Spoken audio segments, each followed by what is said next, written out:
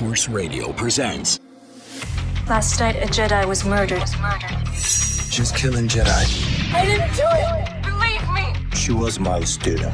I trained her. Now she is a student of the dark side. This is a fight that you will not win. The Jedi live in a dream, but an acolyte kills the dream. This is Rebel Force Radio's The Acolyte After Show.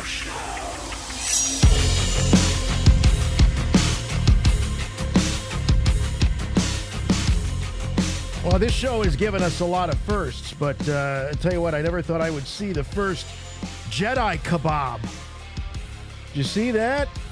There's two Jedi skewered on the lightsaber, stacked up like slabs of meat. Yeah. That was just part of the carnage this week on the Acolyte. There's so much to get into. There's a lot going on. Very short episode, I think. It felt very short, but at the same time, a lot seemed to be packed into that short time span, and we don't want to lose any time here on the Rebel Force Radio Acolyte After Show as we break it all down with you. So thank you very much for joining and tuning in. If you are listening live, thank you so much for taking some time out and doing that old-fashioned appointment listening thing, you know, where you see the time on the clock and you decide, all right, I got to tune in and do that. Not too many people do that these days, so we appreciate that. And, of course, we appreciate if you're listening on delayed, recorded podcast. Anyway, you're consuming Rebel Force Radio and the Acolyte After Show or any of our after shows. We are very, very much appreciated of that. So let's get into it. If you're new to the program and introductions may be in order, my name is Jason, and with me this week and always, my good friend and yours from Chicago, Jimmy Mack. Hey, Jason. Hey, Star Wars fans. Just give me 1 second. I got to scratch out Jedi kebab from my notes. That's already been used. Okay. Well, that was killer, though. That was a great sequence, and I really enjoyed it very much. So I'm really excited to talk about this episode of the Acolyte Night. You know, the day destroys the night. Night divides the day. Tried to run, tried to hide, break on through to the other side. Back to you, Jason, for the tale of the tape. You know, I don't know what about your hippie music. Is that the Doors? That was the Doors, right? Yeah. No, I know about it. Classic rock. But if I'd have been back in that time, I would have been totally anti-counterculture at the time. You know, me and my short hair. Oh yeah. Anyway, let's get into it. Tale of the tape. We are talking about, of course, season 1, episode 5, Night, following last week's episode, Day. Written by Cor Adana and Cameron Squires, directed by Alex Garcia Lopez, and fairly short runtime, 28 minutes, 32 seconds, minus the 18 minutes of credits. You know, when you see that, when you hit pause on the episode and you're like, oh, we've got so much more left. I'm going to go to the bathroom or get a sandwich. And then you go, oh, I forgot. Like the last third of that scrub bar is the damn credits. This is so true. But original air date, June 25th, 2024. Jim, lots of stuff to unpack this week. But I mean, we have to start, I think, by talking about the star of the show this week. And the star is absolutely the saber fights and the Force food. The fight choreography that we saw this week was not just good for the Acolyte. And a lot of people are losing their minds about this episode. And I'm here to kind of, I don't want to pee in anyone's Cheerios, but this was a fantastic episode of The Acolyte. But I'm hearing some people out there saying, this is the best Star Wars since The Empire Strikes Back. We've never seen lightsaber battles this good. Lightsaber battles were very good. Probably the best we've seen on any Disney live-action TV series. And I'll be honest, I thought the Force Foo, as a follow-up to these lightsabers, really added to the drama and what they were, the feelings that they were trying to get these characters to convey, the anger, the desperation, the fear, all of that. Yeah, I agree. It was wonderful. I mean, I couldn't believe that Disney era Star Wars is finally giving us some lightsaber duels that we can really get behind, you know. The episode picks up right where episode 4 left off, from Osha's perspective. And I got to admit, when she came to, it seemed kind of quiet. And I just had this sense of fear and dread that OSHA awakened and the battle was over and we missed it. I thought the same thing, man. I'm like, oh crap. she's only witnessing the aftermath. I thought we were gonna get some killer saber action or any action, but there was a big sigh of relief when seconds later we did get some killer saber dueling, hand-to-hand combat, martial arts. I noticed the Jedi don't do as much acrobatics as they would sometimes do, especially in the prequels or Clone Wars series, where they were leaping around and, I mean, these Jedi should have been jumping up into tree branches and running around like that. But, when I think about it, sometimes that ruins the action a little bit, because if the Jedi can do all that, then there's not going to be any dueling going on. So I prefer the one-on-one stuff or the two-on-one, what have you. But at first I thought, oh no, she's been knocked out. We're going to see it through her perspective, so we're going to miss everything now. But and the first thing she sees, did you notice those lines in the terrain showing where the individual Jedi dragged on the ground after Darth Chimere tossed them at the end of episode 4, because that's where we left off. There were 8 trails for the 8 Jedi on the mission. It was great. Yeah. No, it was, I mean, the carnage in this episode was very, very surprising. And, for Star Wars, somewhat graphic. I mean, characters dying with their eyes open. That's typically something that's for a little bit more, adult viewers. And there's been so much talk, myself included, about this show being sort of a young adult CW kind of Vampire Diaries vibey sort of thing. And this was really, really intense. But what I thought really, really worked was that the hand-to-hand stuff really showed just how desperate and frantic the Jedi were to put this guy away. And they have no idea what they're dealing with. They're completely baffled. It's kind of like, when you read about how the way that the old school, like British Army, they used to fight. They had these rules and they had these conventions. You would line up and the two sides would line up away from each other and they would, have like almost a synchronized shoot off. But then during the American Revolution and, we learned how the Native Americans fought and guerrilla warfare and all that. So it's kind of like that. Like the Jedi are so unprepared for this type of thing that, you can almost see, I don't want to jump too far ahead, but like Saul is really dealing in particular with some absolute rage here because of his frustration at not being able to dispatch with this guy. Yeah, I think they all felt that frustration, and it immediately gives the Sith the upper hand because the Jedi have their guard down because they believe they're virtually invincible at this point. It's kind of arrogant, and it's a vibe that you can still feel among the prequel era Jedi as well. Just an arrogant vibe. It seems consistent with the prequels as far as I'm concerned.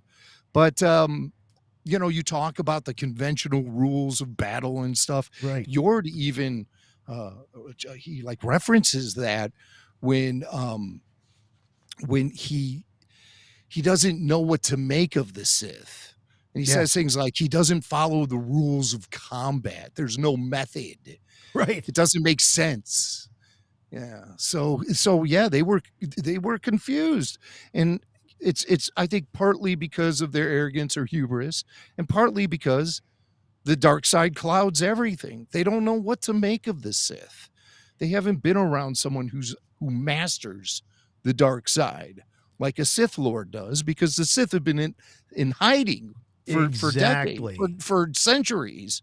And so they're in way over their head right now. It seems that that's all they really know, Jim, about the Sith is when Saul says, well, why would you reveal yourself? So the only thing that they really know is that if they are still around, they're hiding.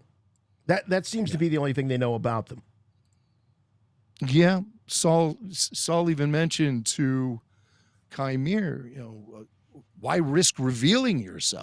Right. So I think there's a general knowledge, at least among the masters, that the Sith are still out there, but they've been hiding out for so long. It's I think undetectable too. They're always undetectable. Maybe it's like cryptozoology, like if I ran into a Bigfoot, I would probably say, well, why risk revealing yourself in your whole species? You've done such a good job. So I don't know that they necessarily believe that they're still out there, but maybe there's a thought of, if they are still out there, they have to stay hidden or something. They're certainly not unaware of dark force, using the dark side of the force. Obviously, we just saw them a couple episodes ago dealing with the witches, and there seems to be, and Chimere even refers to this, is that the Jedi keep a very, very strong hold on who can use the Force, how they can wield it, all of that. And he sort of gives his Sith manifesto where he talks about what does he really want. He wants a pupil. He wants to be able to wield power the way he wants it. The freedom to wield my power the way I like, without having to answer to the Jedi like you. I want a pupil, an acolyte. So essentially what he's saying is, I want to do my thing, and I also want to be able to pass on what I've learned and spread this. But you're not going to allow me to do that. Now, his ultimate motives aren't revealed, but certainly his desire to be able to express himself is stated, that's for sure. Yeah, he wants to go out there. He wants to let his freak flag fly publicly, say it loud, say it proud. He's just a simple Sith trying to make his way through the universe. And he doesn't want to be hassled. Could you blame him? I think all Sith have always kind of felt this way, right? But I think Sith have generally been more focused on destroying the Jedi, not trying to negotiate with them or saying, well, you guys have your place in the galaxy and I want my place where I can be a Sith. I don't think the Sith, they're not going to kowtow to the Jedi in any way, shape, No, they're not looking for coexistence by any means. That right, might be what they say at first. Yeah, of course. Of course, I guess, when you're suddenly revealed. I mean, Chimere wasn't prepared to reveal himself to the Jedi. He wasn't prepared to reveal himself as a Sith to the Jedi at this time. He did so out of necessity, because he wasn't expecting May to suddenly flip on him like she did. But how committed was she to that anyway? Because it sure seems like she flips back pretty quickly as soon as Jackie confronts her. And also, as soon as she gets reunited with Chimere, she's apologizing, groveling. Please forgive me, I was weak. Maybe she truly believes that. Maybe May really did slip up somehow. Maybe the proximity of her and Osha, and both of them rediscovering each other, they have been sort of communicating with each other through the Force. Osha hears that voice of the kid May from time to time. So there's some Force connection happening there, I think. It's interesting that seems to be the only way, if you've noticed, that how they can communicate is through some version of their childhood selves. You never really see them communicate as adults. So there's not through the Force. Right, no. Through the Force, not through the Force, yeah. But there's something going on there. And maybe it's because prior to their reunion, they only knew each other as kids. And so from that perspective, the Force then takes you back somehow. It makes it more familiar to you. But to when you last had a connection, perhaps. Because she believed her to be dead. Something like that. But she does have that connection. So I think just the proximity of the light within Osha has done something to brighten up the darkness in May. That's kind of how I always see the Force working. I always thought like the clone troopers, how did they become so like valiant and so just like great soldiers, and they followed all of the Jedi orders until Order 66? What was it that made them really heroes? What turned them into individuals? I always thought it was the proximity to the clones, to the Jedi generals, and that brought out the light side of the Force in them. So sometimes, and even with Vader and Luke, that reunion, that kind of brings the light side out of Vader. So there's a consistency there, I believe. The problem with that, though, is that Osha is disconnected from the Force. No, she's not, because in the previous episode, she said she was able to sense the bug and the bug's death through the Force. She was able to sense that. So that's her Force skills kind of coming back up to the surface.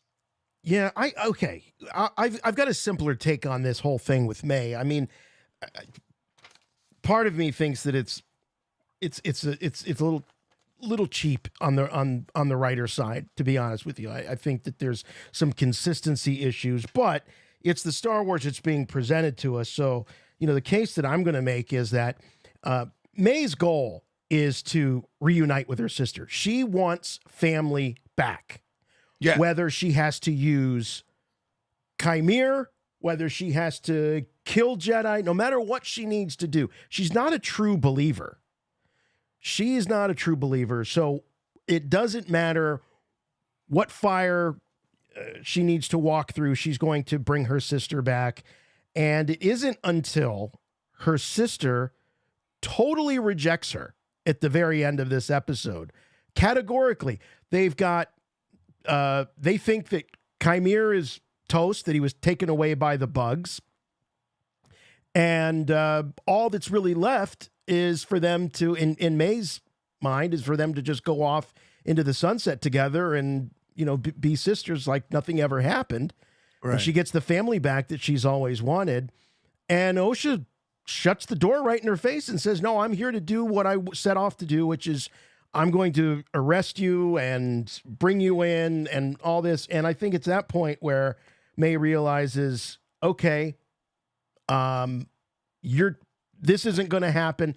I'm going to have to eliminate any other options that you have. And that includes Saul and I've got to sever every single possible thread, to use their own term, the witch's term, and any possible thread that you could pull yourself out of this. And I'll leave you to, you have no choice. You have no choice but to be with me. Well, she thinks she can cure her sister. She thinks that the Jedi have corrupted her, and she thinks they brainwashed her and all of this stuff. And we, as an audience, we know that's not true, because Osha was clearly attracted to the Jedi and didn't want to have to stay attached to the hip, to her twin forever. She sought a life away from the coven, and this was when she was 8 years old. Nothing's changed. She wasn't brainwashed. It's just not true. Osha showed an immediate fascination with the Jedi when they came to Brendok. And that's because Osha equals light side, May equals dark side. It's that duality. May doesn't understand. She thinks there's something wrong with Osha. And then Osha says, well, I'm going to arrest you. And she kind of puts her in a arm lock there and says, this is all on you. You followed a false master. Now, what does that mean? Does that mean he's a false master because he practices the dark side and he's a Sith? Or is Osha considering Chimere to be a pretender and the Sith don't exist? Are they still... I don't think she knows what the Sith are. Maybe not. Maybe that's only knowledge for the masters. But Saul knows what's up there. Even though he does seem kind of confused at first because he sees the red blade and immediately identifies it as a Jedi weapon. And that's not the case. Everyone knows the red saber is a Sith saber. So there's a little bit of confusion on his part too. So yeah, I really would have preferred it, to be honest, if when he revealed himself to be a Sith, and he says, what are you? He says, I have no name, but the Jedi like you might call me Sith. Sith. And I would have preferred it if Saul was still confused instead of going into the why risk discovery, because he's showing total ignorance of what the Sith are up to that point, and then even after that point. But he has that one moment of, well, why risk discovery? So that's why I'm saying, like, the only thing he seems to know is if the Sith do exist, they would be living in secret. Yeah. But I know you didn't care for that line where he reveals himself. I don't care the way he delivered it, the way the actor delivered it, Manny Jacinto. He had a lot of great moments in this episode, He but sure did, yeah. I just don't. The thing that really trips me up is this sort of sarcastic, glib humor that's just so popular in movies and TV. And there's a time and there's a place for it. But like when he says, why risk discovery? Well, I did wear a mask. It's like, oh, come on. It's just winking. It's winking at me. It's a winking little at bit. me. I mean, he literally does arch his eyebrow when he says it. Right. Right. It's just way too, it's just way, it was too much. I didn't dislike the line. I just disliked the way that he delivered it. But he does have some really, I think great moments. He plays a good psycho, and that's the issue that we have with this guy is I don't think that he's any kind of great strategist. He doesn't seem to me to be any kind of, I don't know. He's certainly not, I wouldn't give him a doctorate in Sithology. I think he's a blunt instrument. He's like Darth Maul to me when we meet Darth Maul in The Phantom Menace. So this guy's definitely not the top of his food chain, I don't think. No, I don't think he's the master. I think he's an apprentice himself, and he's looking to train his own apprentice for the day when he eventually turns on his master and kills him. So that's how it works with the Sith. Darth Chimere. Nobody calls him Darth Chimere but me. Lucasfilm wants us to call him the Stranger. Yeah. God, come on, guys. The Stranger, really? I'm better with calling him Darth Chimere, quite honestly. He hasn't been revealed. We'll find out his Darth name at some point. We'll find out what it is. But see, I think it's important we don't identify him as Darth Chimere quite yet, because the possibility that he is a pretender still does exist in my book. In my book, he might still be a pretender. I don't know. What do you think? Are you fully convinced? I'm fully convinced. I just don't see them going that route, because then you're going to have to establish a real Sith, and then you're going to have to see the difference between the pretender Sith and the real Sith. And we only have 3 more episodes to go, so I don't think they're going to go there. But I don't think he's going to be Darth Chimere either, any more than Dooku was. He wasn't Darth Dooku. He was Darth Tyrannus. So he's going to have one of those, I think, Sithy names. Yeah, you're Although right. I do like Darth Chimere because it's it's like Baby Yoda. It's our own. What else we going to call him at this point? As I was watching it, I was a little puzzled at first. What was shorting out the lightsabers? Why weren't they working? And it has been confirmed on StarWars.com that Chimere's gauntlet and helmet were made of cortosis, which is an alloy that was originally introduced in the expanded universe back in the day. And dark side users or enemies of the Jedi could create armor or weapons out of it. And it has the ability to not only absorb the energy of a lightsaber without it getting sliced or anything, but it also has the ability to short out the lightsaber. So it's a metal kind of like Beskar, but maybe not as durable or as strong as Beskar, but it has this energy sucking ability, and it makes the lightsaber short out. By the way, if you end up with cortosis, you can take some penicillin and it knocks it out in about 3 days. Oh, okay. Well, okay. I have a really bad case of cortosis, though. So.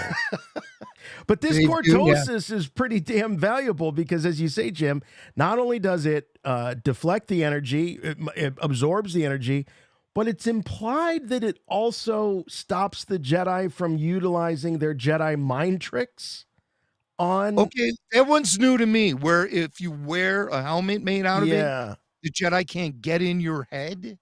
So that to me is a new element, a new twist to the cortosis. But it's almost like a kryptonite for the Jedi, I guess. That limits their abilities to use it. It doesn't actually make them weaker. Well, I guess it does if it shorts out their lightsabers. Yeah. That's a pretty important element of being a Jedi and being able to protect yourself and defend yourself as a Jedi. You need that lightsaber charged up. All the bars need to be lit up on the lightsaber at all times. This weapon is your life. Yeah. I wasn't wild about the about how this somehow blocks the Jedi mind trick. That was something I could have possibly done without it, and they wouldn't have necessarily needed to make it a mechanical thing. It could be just something that he's learned to do. Your Jedi tricks don't work on me. Right. But then later, you speaking of being in someone's head, this is where I'm really curious where this is going. When May says to Yord, because as you were mentioned earlier, Jim, Yord is totally baffled by this thing. He doesn't know what it is. It makes no sense, and he says he gets into your head and he stays there. May says. Osha says, my mother could do that, get inside a Jedi's head. I saw it once. So now all of a sudden they're drawing parallels between Darth Chimere and Mother Anastasia. And I'm asking myself, are we building up to an I am your father girls kind of moment here? Could Chimere be the, if not the physical father, the spiritual father? And that's that one. I mean, I know he looks to be about the same age as them, maybe a little older, and doesn't look old enough to be their father, but you never know with Star Wars. But he'd be like 15 years old or something. I mean, just based on the actor's age, I think the actor is like 30 years old. Yeah. And so, I mean, if this happened 16 years ago, I don't see that really working. But, and I don't want to start talking about the age of characters anymore after that Ki-Adi-Mundi shit show from last week. Okay. God, can the fan base embarrass themselves more by obsessing over Ki-Adi-Mundi's birthday? Get a life. Oh, we're seeing here the actor is 38. Thank you very much. Okay, well, maybe chaos on the chat. Now he's old enough. Yeah. Now he's old enough. He's old enough. So he and Mother Anastasia, they could have had a little one-nighter. I don't know how long it it takes to do what they did. No, I'm sure that it's much more of a spiritual than a physical thing. But I don't know. Maybe. Or he gets it's inside his your master. head. His master could be the impetus. Let's say not father. Let's say the impetus, the co-creator of the twins, along with Mother Anastasia, because I think it's pretty well assumed that she had some help in learning how to do that. He gets inside your head, and sometimes he gets inside other orifices. Gets everywhere. So when he said that, though, I was thinking like, well, Freddy Krueger vibes, he's in your head, But, like how Freddy used to populate their nightmares and stuff. Right. Osha says, my mother could do it. I saw her do it. She's talking about Torben in episode 3, obviously. Right. But to me, this is affirmation or confirmation. Let me say confirmation. The witches are using the Force by tapping into the dark side. Because if getting inside your head is a trick that Chimere's doing, self-proclaimed Sith Chimere, then it's obviously a dark side way of tapping into the Force. Sure. And so an unnatural usage of the Force, as the Jedi would be concerned. And so, and again, Yord, he just can't figure it out because the dark side clouds everything, Yord, I got to tell you, his death really surprised me because at towards the beginning, he's running with Osha.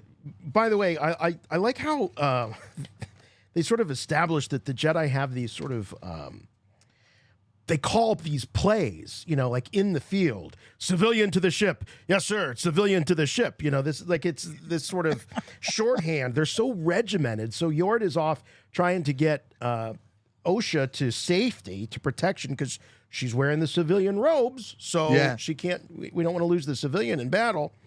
And she says, oh, you're injured. And he's like, oh, I'm fine. And I'm like, okay, well, that eliminates him because they're just saying he's injured. Very rarely do you see a character get injured, go back to the scene of where they were injured, and then get killed. I mean, they really did have me guessing. I did not think that we were going to lose. When we lose the 2 red shirt Jedis at the beginning, or the 3 Jedi, I thought, okay, that's fine. We don't really know who they are. But man, did things get real once Jackie and Yord went down. I thought, okay, well, now anybody is a potential victim for this guy. It sure seemed like that. These were characters that were getting built up. Foundations were being established for them, and that's because I thought these were characters that were going to carry on through the story, and we'd really get to know them. Little did we know they were being built up only to be knocked down. Yeah. And that's what makes their death significant, is because we spent a little time with these guys and kind of got to know them. I was very surprised at both of them. Now with Jackie, 1 saber gut, okay, they can survive that. 1 saber slice to the gut, they can survive that. But 3 of them, oh, wow, that was pretty impressive. It was the power of 3. Boom, boom, boom. Power of many. Her back looked like a side of dice or a domino. Looked like a baseball diamond minus home plate. Yeah, somebody rolled a 3 when it comes back. Looked like the 3-eyed fish from The Simpsons. Boom, boom, boom. She definitely was, she cooled off after that. But no, I don't think she's coming back from that. No. It's been very frustrating to watch characters get stabbed with lightsabers and just like, oh, yeah, we'll put some salve on it and we'll be fine. No, that diminishes the power of the saber, which is the most significant device used by Star Wars characters. It's the lightsaber. And I've just hated how the Obi-Wan series and the Ahsoka series kind of scoffed at its ability to be deadly. And you don't want that. You want the saber to connect, and you want it to bring instant death. And that's what happened to Jackie. She ain't coming back. Yes, if Acolyte does nothing else, it has brought consequences back to Star Wars. It has brought finally high stakes and consequences, and so I got to hand it to him. This was this took guts. I thought, and to spill these Jedi's guts and a neck snap like with Yord. That was brutal. Yeah. That was one of the more brutal things we've ever seen in Star Wars. Yeah, Chimera snapping Yord's neck, and it was also satisfying because I wasn't a fan of Yord. I thought he was a douche, but it was this is the episode, Jim, for all the haters to watch, because even if you hate the show, you can take some sort of comfort and satisfaction in the fact that you get to see them all killed.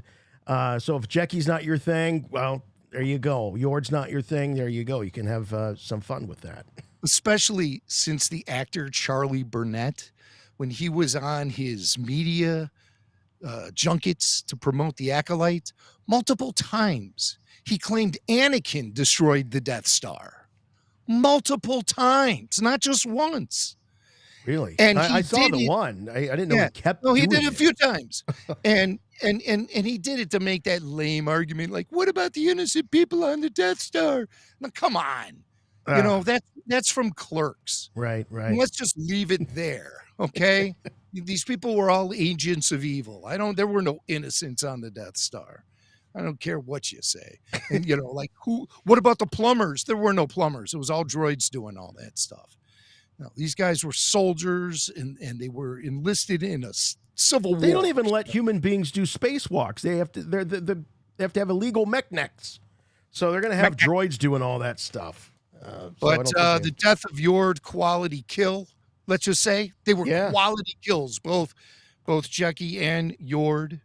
I believe the body count was 7 for Darth Chimere in this episode. 7. Well, we see the head of the one guy. Then we see the Jedi kebab. There's your 3. We got Jecki. We got Yord. There's 5. I'm missing 2 more. Well, there are a couple. Kelnaka. Are we going to count Kelnaka? Well, no, that was last episode. All right. But I was still smelling the burnt hair this week. Yeah. Once it gets in your nose, you can't get it out. But no, there were 5 nameless Jedi at the beginning. He was slicing through his way around in the forest. Of course, the Jedi kebab was the most spectacular. And then later, Yord and Jecki. Really, the only Jedi who survived this mission was Master Saul. And his story got a little more complicated. Yeah, right. I mean, there's something. I've got in my notes, Shady Saul. I've got it in my notes for this week. I wanted to throw it at you because, there's shades of him knowing something and then he doesn't, and he still hasn't come clean with exactly what happened on Brendok. Chimere seems to know. In fact, he throws shade at Saul by saying, when Saul says, what master hides his face from his pupil? He says, you tell me. Right. And then he starts teasing Osha with, he didn't tell you. He didn't tell you. Saul and Chimere clearly have a history. At the very beginning, Chimere says, you don't remember me? Right. Makes me wonder if Chimere was a former Padawan of Saul's, or if you want to go in the other direction, it's real fishy that a Jedi Master would have had any interaction with a Sith. And Chimere is a Sith. So why would they have a relationship? Well, why did Yord look at Chimere and say, you? Yord Because also recognized him. They met each other in the second episode when the Jedi went to... Oh, damn it. Yes, that's right. So he had seen his face. Okay. Yeah. All right, I better scratch that one off the list. Scratch that one off the list. Well, we're back to Shady Saul. He's shady, all right. I mean, there's foreshadowing galore that there's going to be an eventual reveal of what is Saul guilty for. What is the monkey on his back? What did he do? Was it just at Brendok, or does he have a whole history of bad news? He was just about ready to reveal some information to Osha when May stunned him. And that was disappointing because I thought the guy was he was going to spill it all right there. And then he's going to eventually end up telling May in the next episode what actually happened. And that's where we'll have our flashback. The next episode is directed by the same guy who did episode 3. This guy named Koganada. And that's his name, just Koganada. He's like Cher. You just call him Koganada. And he's directing episode 7. So that's why I believe that. So he directed all those all the sequences from the flashback sequences, all that stuff. Yes. So that would make sense that he would have both of those episodes. So these directors are kind of directing arcs or major plot points or something like that. And then Well, Entertainment Weekly flat out asked Headland if that means, since it's the same director, are we going back to Brendok? And she just said, you'll have to watch to find out. Yeah, that's what they're doing. Now, Steve Perkins says, well, didn't Saul meet Chimere in the Apothecary just a few episodes back? Yes, he did. Yes. But there's something deeper because he says, I guess he says, he's Master right. Saul, he says, who are you? You don't remember me? And Yeah. he says, I sense something familiar. So that points to something deeper, not just the connection or the recognition that Yord had with him that I was reading too much into, because Yord is also someone that ran into him. So they're definitely pointing at something that's much more profound than, oh yeah, you were the rat in the drugstore. Yeah. Or maybe that is what they mean. You don't remember me? I don't know. Yeah, you don't remember? We just met 2 episodes ago. What's going on with? What's wrong with you? But he says, I sense something familiar. Yes. He So- feels the dark side in Saul, I think. There's something that Saul is, or Soul. What do you say, Soul or Saul? I say Saul. Saul. Like Better Call Saul, the Jedi. Yeah. Okay, good. I'm gonna The stick Jedi with years.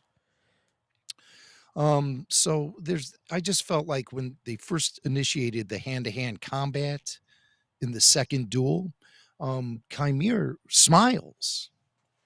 And it's like he's feeling the dark side coming off of Saul. Oh, very much so. Yeah. Very but then he much stops so. smiling. I mean, Saul actually does defeat Chimere, but Osha stops him from killing him, She shouldn't have. She made a big mistake She did. because he's too dangerous to be kept alive. But she's steeped in the dark side, and that's how she reacts toward violence or harming.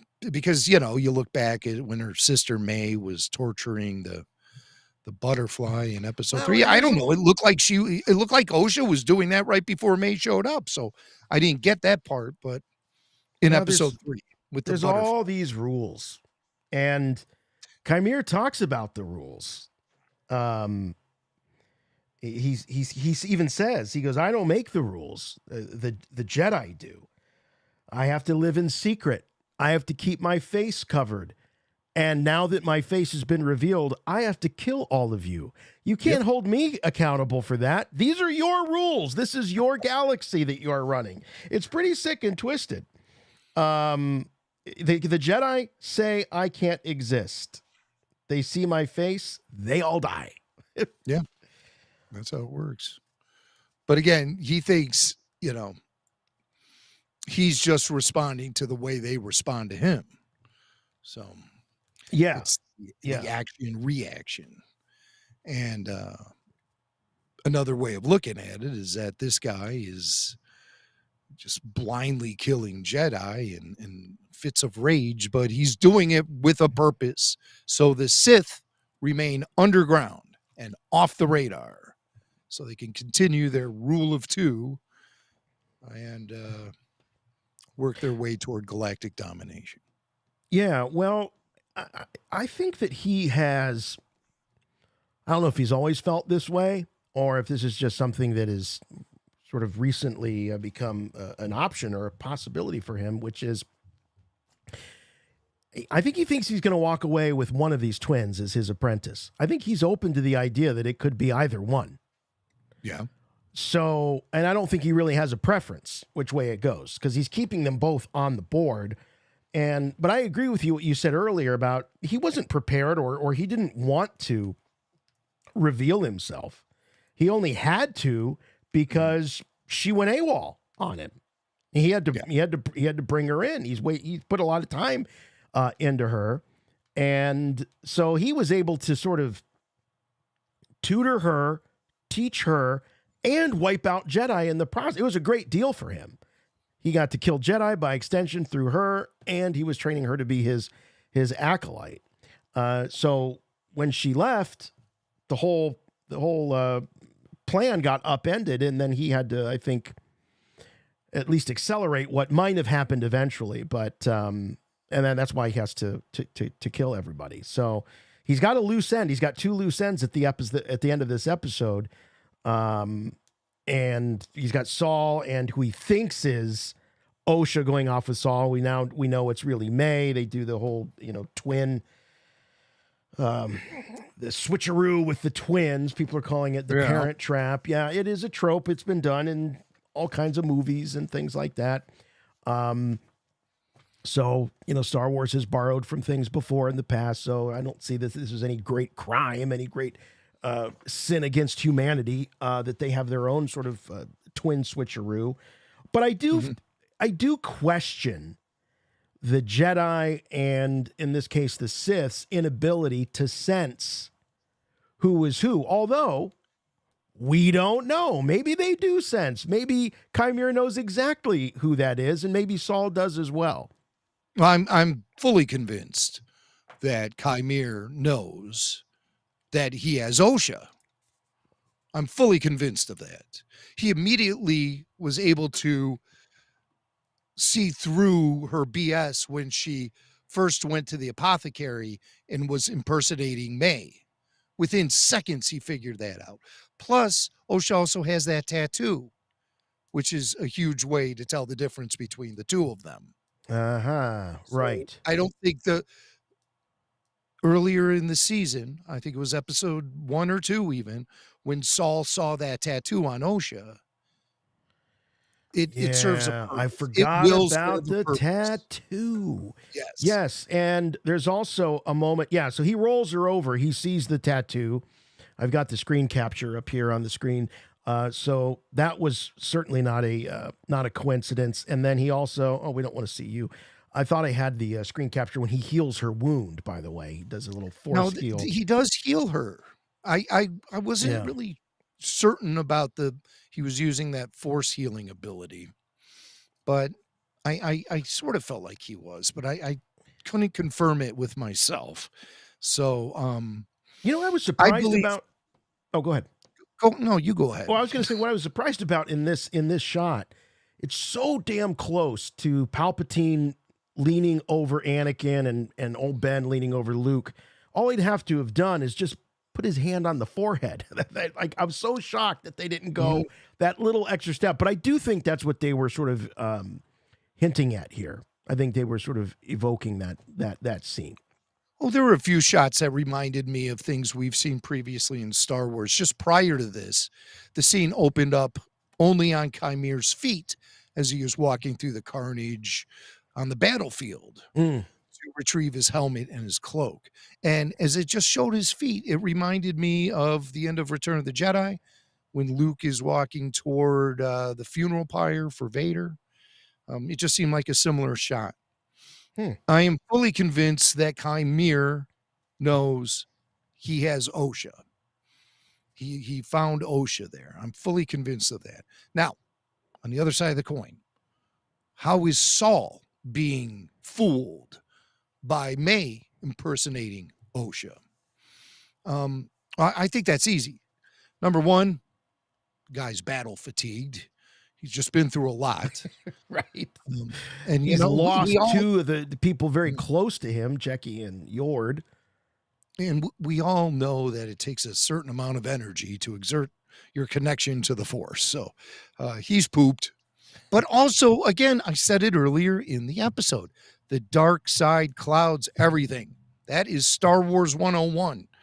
Yoda said it. Mace Windu said our ability to use the Force is diminished, and that's all because of the growing dark side power. And when the dark side is in play, the Jedi are not fully working with everything they normally have at their disposal. The dark side clouds everything. Enough said. Star Wars 101.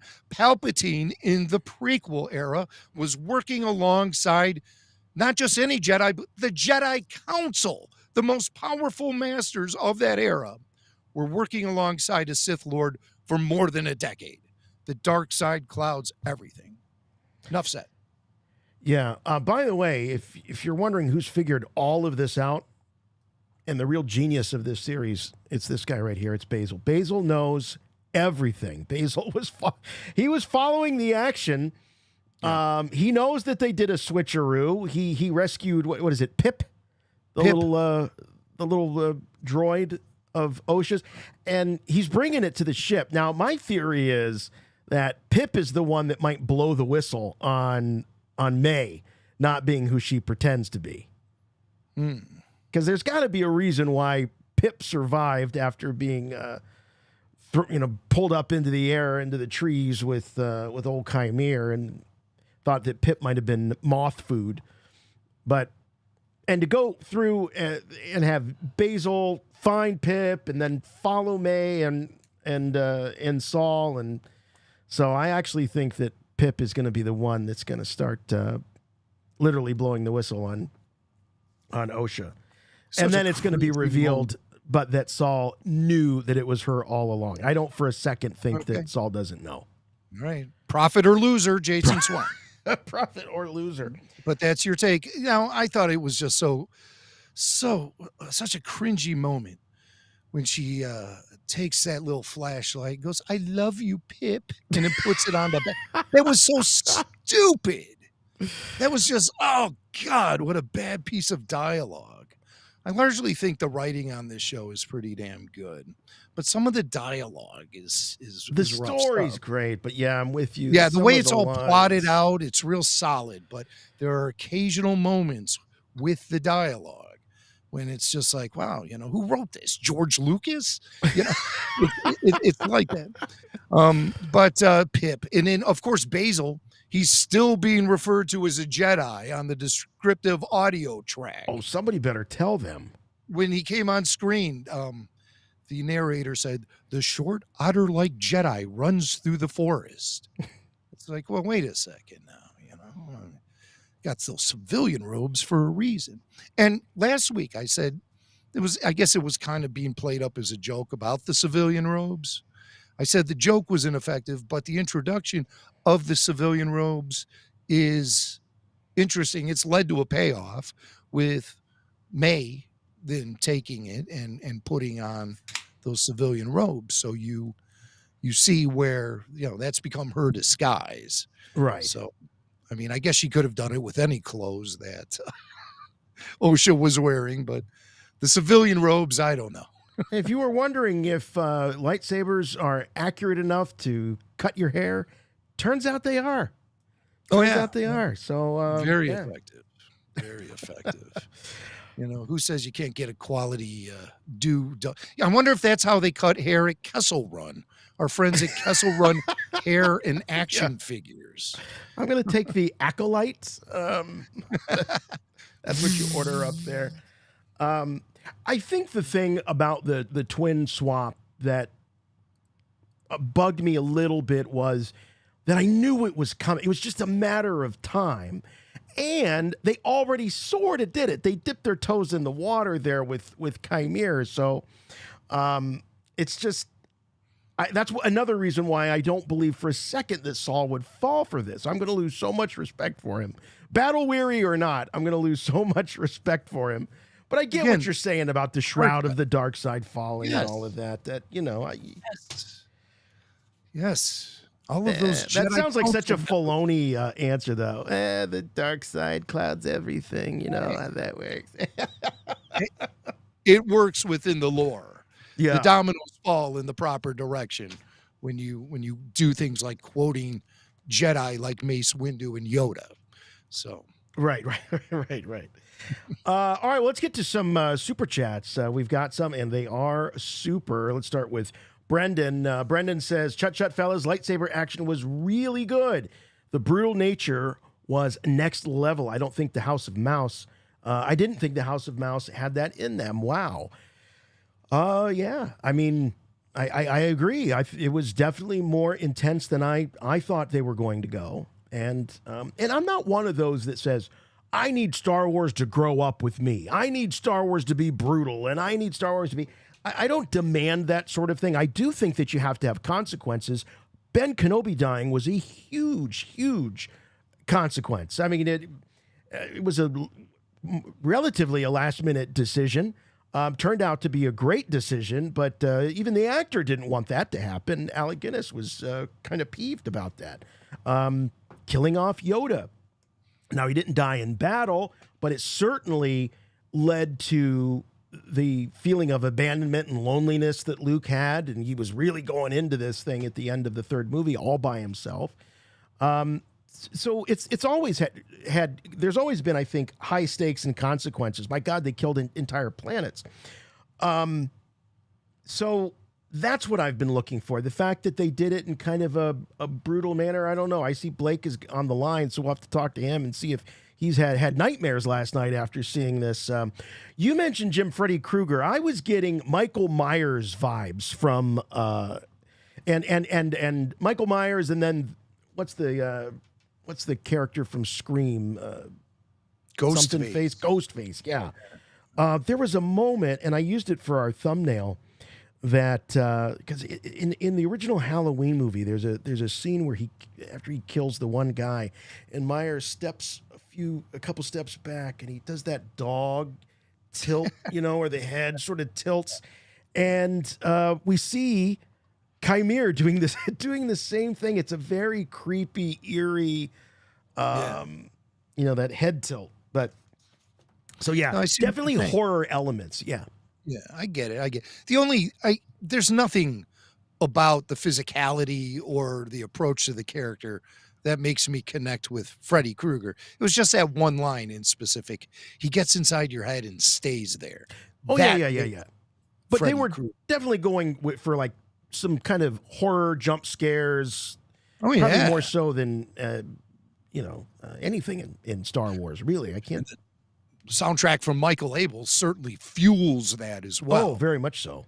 Yeah, very What a much. great soundtrack. They released the complete soundtracks for episodes 1 through 4. You can stream it now. It's good stuff. It is good stuff. Here's Chris Have. Chris says, "Great episode, RFR #1, and how awesome is Saul?" I don't know. I think Saul is shady. Well, you know what?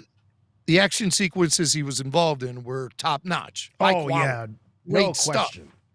Good martial arts, good dueling, good usage of the force all around. And he saved the day in a few cases. Didn't he? Wasn't he the one who jumped in right when Chimere was going to deliver a death blow to maybe it was Jackie, or maybe No, it was May. It was May. It was May. He was going to kill May. No, it was when OSHA was running away from him, and he threw the lightsaber through the forest. Yeah, that was one also. That was, and one that's when also. he jumped up and saved. So yeah, very heroic. When I say shady Saul, I'm of two minds on this. One, we know that he's not been 100% truthful. So right there. Now, is he a bad guy? Is he a Sith? Is he perhaps master of Chimere? It'd be a hell of a twist. I'm not ruling it out because what if he's Chimere's father? Has anybody thrown that one out there? I know the it's Jedi don't do that. It's just not done, Jimmy Mack. It's not done unless you're Ki-Adi-Mundi. Maybe he's one of Ki-Adi-Mundi's kids. Who knows? Sometimes it's hard to keep that saber sheathed. It's definitely a possibility. The little exchange that they have about the master not revealing him, keeping himself masked to the student, to the pupil, that started making me wonder about, well, what if we find out that Saul is actually Chimere's master, and and Chimere doesn't even know it. Right. Perhaps. Well, Chimere does say he's never seen his master's face. Didn't he reveal that? No, they were talking about the stranger in that conversation. Yeah. Okay. Yeah. She says, because in that conversation they're talking about the stranger. They're not talking about the stranger's master. In fact, I don't think that there's been any reference to there hasn't been any in-universe or in-show reference to there being anything above Chimere. No, I know this, but a master would have an apprentice. An apprentice would have an acolyte. I think that's the way that line of succession works. A master, an apprentice. It's not a master and an acolyte. No, I know. It's just terminology, but I'm thinking Chimere is the apprentice to the true Sith Lord. I agree. I don't think, though, that the apprentice reveals the master to the acolyte until they're ready to make a go. Yeah. I think you're right. It's all done on the side. Right. Yeah.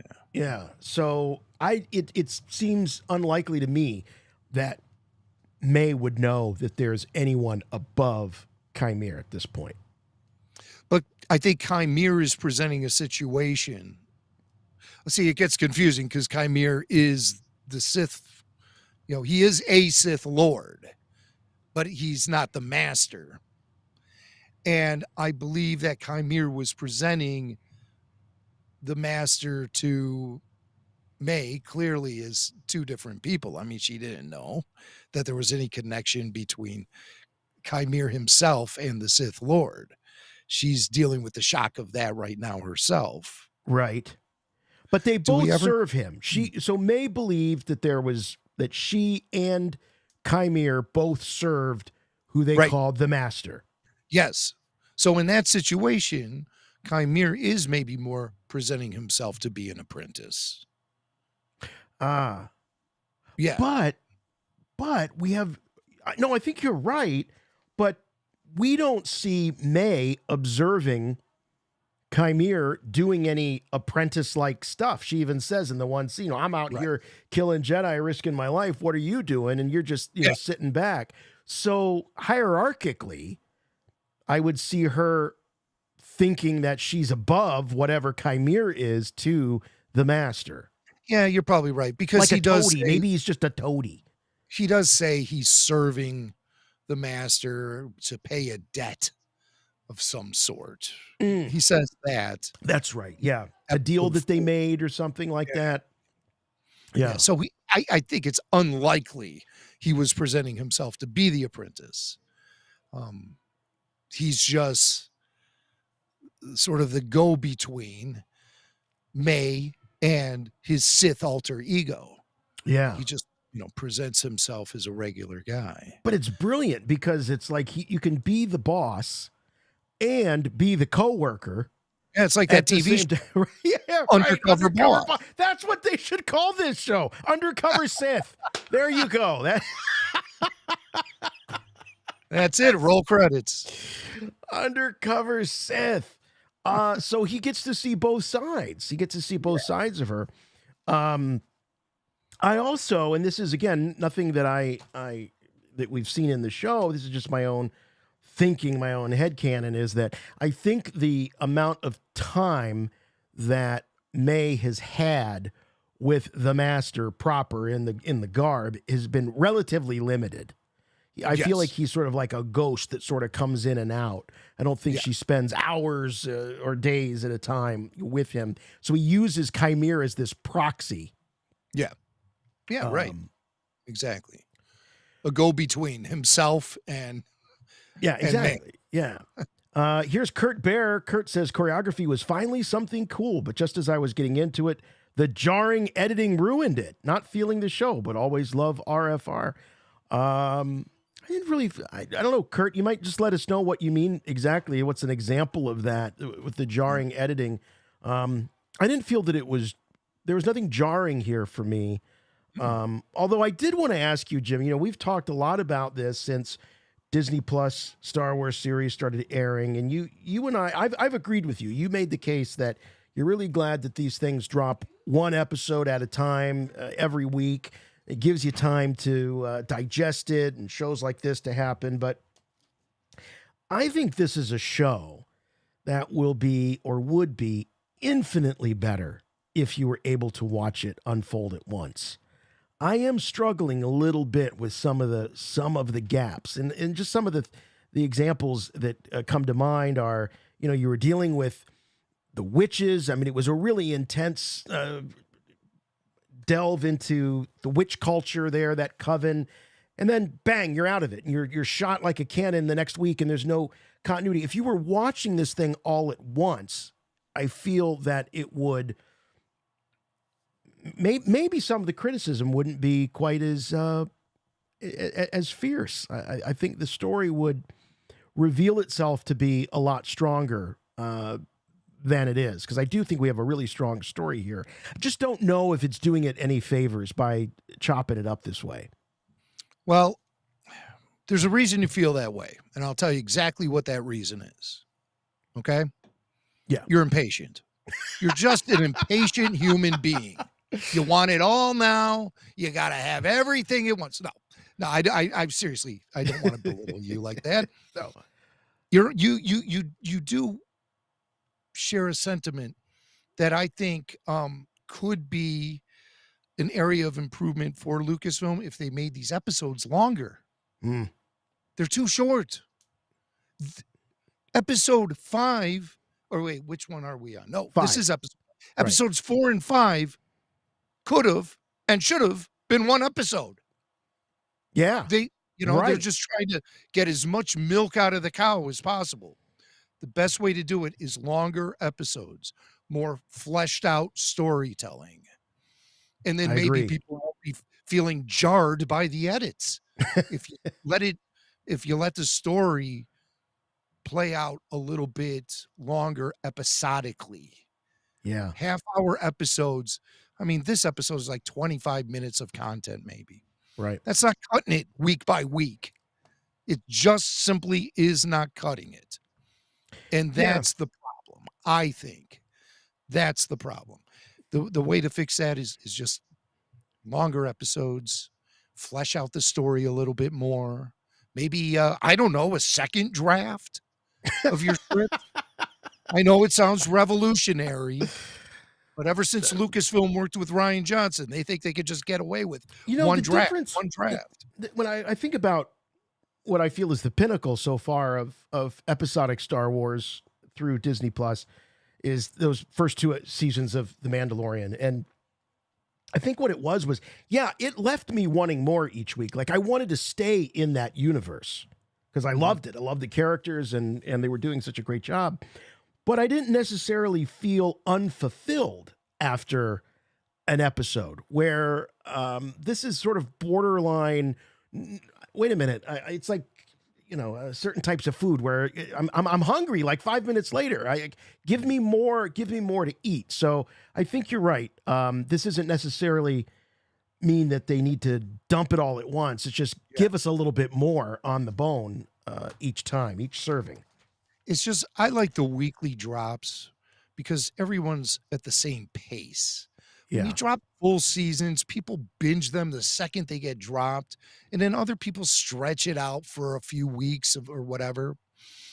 It either is too urgent or it lacks the urgency when you drop these complete seasons at once. Everyone's at their own pace. When you drop an episode once a week, we get together, have conversations like this show is providing, and really just go along for the ride. When they drop full seasons, when you see the full season, you want to talk to someone about it. And how many people say, oh, no, don't say anything. I haven't watched it all yet. Because everyone's at their own pace. We have a hard enough time on our own Jedi Council waiting for us to watch it on a Tuesday night. We start texting each other. And FDA was traveling. So right. But you know what I'm saying? I think it builds stronger community to have just the once a week drops. It keeps everyone at the same pace. Yeah. No, I like that. Let's go to Trey Rick. Trey says, I'm so glad the Sith wasn't one of the witches. That was my theory. I thought it was going to be Mother Anastasia. Could have been Mother Coral, but the smart money, the obvious was Chimere. So not a huge surprise for some. And by the way, I found out that was spoiled online. I didn't realize that. So all of you that think you're geniuses for figuring that out, it was spoiled online. It was, yeah. Who spoiled it? I'm not going to mention names, but I'll give you a list of 5, and the first 4 don't count. Who likes to get pictures from behind the scenes? And oh God, that douchebag's still around. Yeah. All right, whatever. So yeah. Hey, let's go to the phones. I mentioned him before, but let's do it. You know what time it is? Oh, let me try that again. My pot was down. We'll be on It's time for Blake's Take. Hey, Blake. Were your ears Chut, burning? chut. Chut, buddy. Hey, we were talking chut, about Blake. you. So how you guys doing? Doing good. My question is, how are you doing? This was some intense stuff. Are you doing all right? Did you have any nightmares? Were you crawling in mom and dad's bed last night? No, I was up all night, excited about this episode. Though it was crazy. Yes, it was. Well, we know that you. Acolyte. You didn't think it had it in them, did they? You didn't think so. I'm kind of with you.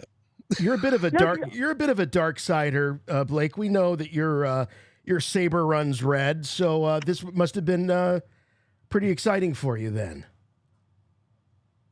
Oh yeah, it was exciting. I was jumping up and down, and he would like use his arms and just turn off their sabers. Then he'd just headbutt their lightsaber and just turn that off. He was going back and forth, just deactivating their lightsaber. Then he had a shish kebab with 2 Jedis on it. Right. With the lightsaber. Yeah. It was crazy. Were you surprised when it turned out to be Chimera, or were you thinking that that's who it was? I knew it would be Chimera, but I didn't want it to be Chimera. I wanted it to be someone else because it felt too basic to be Chimera. Yeah. But it turned out cool with him being it though. So you're happy with him? Are you accepting him into the ranks of Sith? Are you happy to have him in there alongside Palpatine and Vader? Yeah. And He's got the coolest armor though. He can all he's got to do is just put up his arm. Boom, your lightsaber's gone. You can't use it for a good 10 seconds. Then you can turn it back on. By then, you're dead. What Mac? What was that called again? What's that metal? The cortosis. Cortosis. Yes. It's been around the expanded universe for a long time. I feel like Darth Vader should have that. Yeah, why didn't Vader use that? Cortosis, that's what have been what his shoulder pads were made of. And the cod piece. If I was ever wearing a cod piece, you better believe that it would be made out of cortosis. I think in some of the Marvel comics, he runs around with a staff and a shield made of that stuff. It's wild. Oh. Yeah. So, Blake, where do you think this is going? We've only got 3 episodes left, and we've got Osha, who's really May, on the run with Saul. We've got the real Osha in the clutches of the vile Sith. Where we headed with this? I think that in this episode, the stranger, I guess is what Disney wants us to call him. He says, "You don't remember me," to Soul. Right. Which that means in an earlier episode, Vernestra Rose says that he looks like he's been. They were trained by a Jedi. So that's right. Venestra does say that. Despite the fact that Yord is claiming that he's never seen anything like this, that he's so erratic, his movements, and Vernestra is saying that, oh, wait a minute. No, hold on. I think I'm either I'm misunderstanding Blake or you're misunderstanding. Vernestra was looking at footage of May, not the stranger. May was taught by a Jedi. May was taught by a Jedi. Yeah, which that's what I think the stranger was taught. He was taught by a Jedi, so he taught her basically the ways of a Jedi, but not fully, a different version of it. Okay, let's unpack this a minute though, because you got me reeling here. So we've got Vernestra, who is sort of built up in this series to be sort of the Mace Windu character, one of the highest on the Junior Council, because we know she's not on the High Council. None of these are. She says, "Look, anyone can see that this person was trained by a Jedi." Looking at May, we know that May's master is Chimera. Chimera, by all description, from Saul and Yord, fights erratically. There's no logic to it. It's something that they've never seen before. So how does this exactly add up? Just because I feel like he changed his way of doing it just this way if it would happen. Because he definitely thinks ahead before he does it, though. Before he does anything. Well, do you think think a little bit ahead of it? Is it possible that he's doing this to throw the Jedi off the trail? He could be. Yeah, he could be. Yeah. I don't know. Mac, you're very quiet. I think Mac's reading the chat. I have been reading. Don't distract Jimmy Mac in the chat, people. I didn't even Mac, look at the chat the last couple of weeks. And this we're week trying to reconcile this, where you've got Vernestra identifying May as having been trained by a Jedi. Right. But we know that May's master, who's been doing the training, is Chimere, who is described by Saul and Yord as being very, very anti-Jedi in terms of his fighting style and all of that. They've never seen anything like this.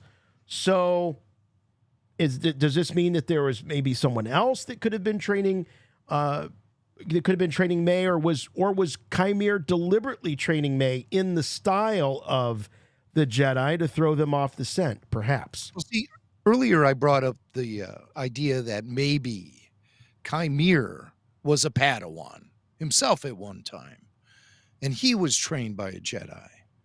But now he's kind of twisting it and taking the Jedi arts and using them for evil purposes. Qui-Gon Jinn said that Darth Maul was familiar with the Jedi arts. And so that's what I think might be at play here. I think somebody might have a former connection to the Order, or it's just the other side of the coin is to highlight that moment when Master Soul says to Chimere, you use a Jedi weapon. See, they're confused. Yes. And that's really fueled by their arrogance, where they think they're the only Force users around and the only legit Force users in the game. They're confused. They can't understand another order. They brought up splinter orders in an earlier episode when they were hanging around the war table with Kiadi Mundi and Vernestra Rowe, and they brought up the idea of these splinter orders, where Jedi who maybe are no longer with the Order, or people who were trained to be Jedi but just never graduated, maybe they go off and they start finding different ways that they can incorporate the Force, and the Jedi they don't want to have nothing to do with that. They're going to shut that down, because the Jedi think that they control the Force. Right. I think that's becoming more and more clear. And that's what blinds them to what's really going on. Yeah, but here's the leap that I'm not willing to take with this show. And I know that this show was positioned early on to be from the perspective of the Sith. And when you do that, you tend to make the person whose perspective you're seeing it through sympathetic. And I won't say the hero or the protagonist of the show, but you're certainly trying to create under a level of understanding and sympathy. I'm not willing to follow this show where I think they want me to, which is to have sympathy for the Sith, potentially, and see them as some marginalized group that aren't able to practice religion the way they want to, or whatever this is. I'm not buying it. Just like you said with the witches. You know what? The witches were evil, and the witches got what they deserved. And I'm going to say that till the same way about the Sith. I'm not willing to go down this road of sort of equality of evil or equality of motive or whatever. Just not willing to go down that path. That's the path to the dark side right there. Right. I think you might be onto something here, where we're being presented with the perspective of characters, and we as an audience are being asked to reserve our judgment. I don't want to reserve my judgment. I've been a Star Wars fan for almost 5 decades. I know the difference between good and evil. I know the difference between light and dark. I know the difference between Jedi and Sith. I will never be sympathetic toward the Sith, no matter how cool they look sometimes. I will never be sympathetic toward them because they are the embodiment of evil.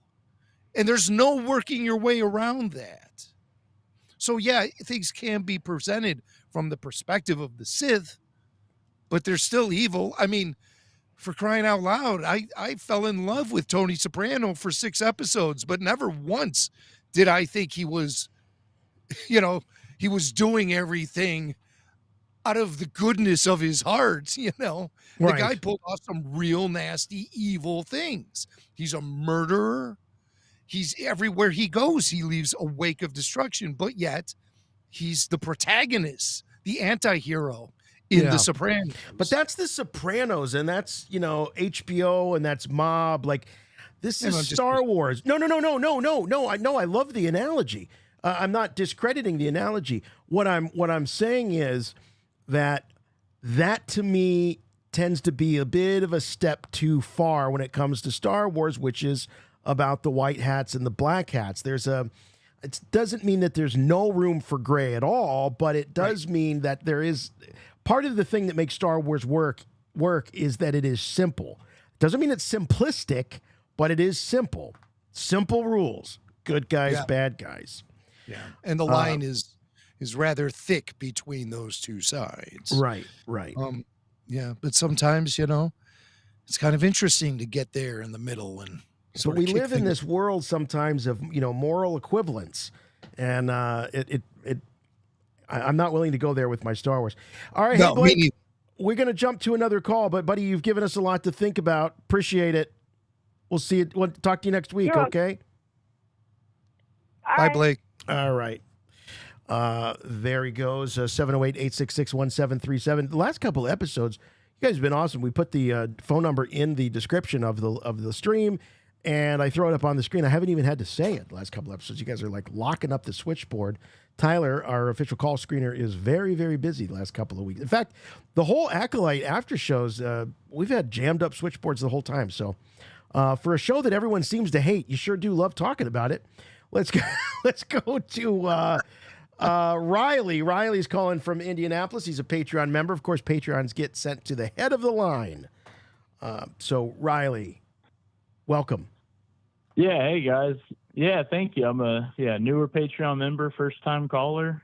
Just super excited about the Acolyte now. Welcome bell there, first time caller. He's got the bell. I love it. I thought the ice cream truck was coming around the corner for a second. I was going to excuse myself. Every once in a while, I just got to do a little hacky radio, right? Next week we'll do topics. Oh yeah. Swing. All right, so Riley, what do you got for us? Hey, this story, the Acolyte, especially this episode, the grittiness, it's really drawing me in, and it's the first time in a long time that I've had goosebumps watching new Star Wars. I've gasped. There's a lot of crazy stuff that happened this episode, and it kind of made me realize I like this show a little bit more than I thought. Especially with the death of Jackie and Yord. Seeing that, and it's kind of gruesome in a way. The death of Jackie. You just kind of see those 3 lightsabers go through, or the 3 lightsaber holes there in her body, and it was just that's where I gasped the first time, and then Yord's death was very graphic, and really getting into the show. I'm glad that they didn't carry on this who's behind the mask mystery all the way to the finale. I'm glad that they're able to do it now, and we're able to dig into the story about Chimere. And I kind of think we're going to go down another duality route here. We've had the duality with the different episode themes with Osha and May, and I feel like there's something going on with Soul and Chimere. Whether they were, I'm kind of thinking that maybe they were both trained at a young age and some type of darkness of the Force. We've learned now that there's this kind of witchcraft thing here in the Acolyte, and my guess here is that they both were getting trained, but the Jedi came and pulled Soul out, just like they pulled Osha out and left May on this path of darkness, and then left Chimere on this path of darkness. And so, just kind of excited to see where the rest of the story goes now that they've swapped Osha and May, and they have the different sisters now, and it's just going to be an exciting final 3 episodes. Well, where do you stand on the whole issue of Saul, and how much to blame is he for all of this? I mean, there's a range that he could have just kind of stumbled into all of this, causing things in motion. You got that, and then all the way on the other side, you got maybe this guy is pulling all the strings, and he's secretly Chimere's master. Yeah, no, I'm not thinking Soul's the big bad. At least I hope not. I kind of like him a little too much for him to to be that evil and be the master. I'm kind of hoping that it's just a situation that he's lied and he's been sketchy, and obviously with what Chimere said, he told him, "I accepted my darkness. What have you done with yours?" Yeah, that was a good line to unpack with. There's a lot to unpack with Soul. He's just like Chimera. I feel like they're both very, very interesting characters, and it's kind of the first time in a while with Star Wars that I'm really getting swept up in the story now, and I'm really excited to flesh out these completely new characters that we really don't have any backgrounds with, and kind of see where the story takes us. Yeah, this show may really just stumble onto something pretty good. It sort of feels that way because it just I don't know, there was so much chatter going into this series from the creatives and from the stars, where they just seem to be talking about everything under the sun other than just story and characters in Star Wars. So it's refreshing to see that I think they are creating what is a really interesting and compelling story. So even if the execution may not always be exactly the way we would do it or we'd want it done, the sort of the larger view of this is that it's a pretty damned interesting story. If it wasn't, we couldn't talk about it for a couple hours every week like we're doing. How about we chat with, here's another Patreon member. This is Leighton from Georgia. He's got something to say about Chimere. Hello, Leighton. You're on with Rebel Force Radio. Hello. Leighton. Let me see if maybe I didn't click the button. I think there's some latency with Leighton. Leighton, that was my fault, not your fault. How you doing, buddy? Oh, for once I wasn't the one on mute. Okay. Yeah, right.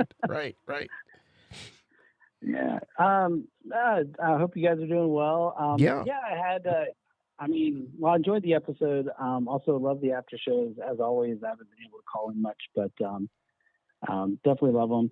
Yeah. I'm going to stay away from the low hanging fruit that I think is the twins. But for me, Chimere is who I wanted to talk about because I don't know about you guys, but to me, he was at the same time the most interesting character and compelling character of this episode. And on the other hand, maybe the most confusing, just with, some of his lines seemed to tie him up to the witches, but then the other ones not seemed to tie him up with Soul, but then Soul had no clue who he was other than seeing him before, in an earlier episode. He did say he sensed something familiar, though. Saul does say he sensed something familiar. So clearly, Chimere remembers Saul better than Saul remembers Chimere outside of the apothecary. Apparently so. So one thing I had mentioned I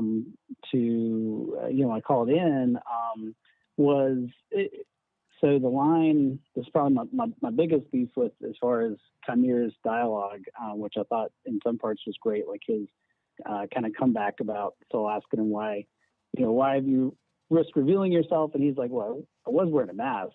That was kind of funny. But then soon after that, he's, who are you? And he's like, well, I don't have a name, but you might call me Seth. And the way he said it was such a throwaway line when I kind of felt like, I don't know about, for me, it was like, oh, this is all leading up to the Sith, and the Sith are going to get revealed, and oh my goodness, like what that's going to be like. And it was basically like, yeah, I'm a milkman, no big deal. It's kind of what that felt like to me. You can call me milkman. Yeah, it hit me. It hit me wrong too, and I don't know that it has to be as dramatic as I always use this example of, the old Gendy series when they show Ventress and she's like, I am Sith, and the lightsabers draw and all that.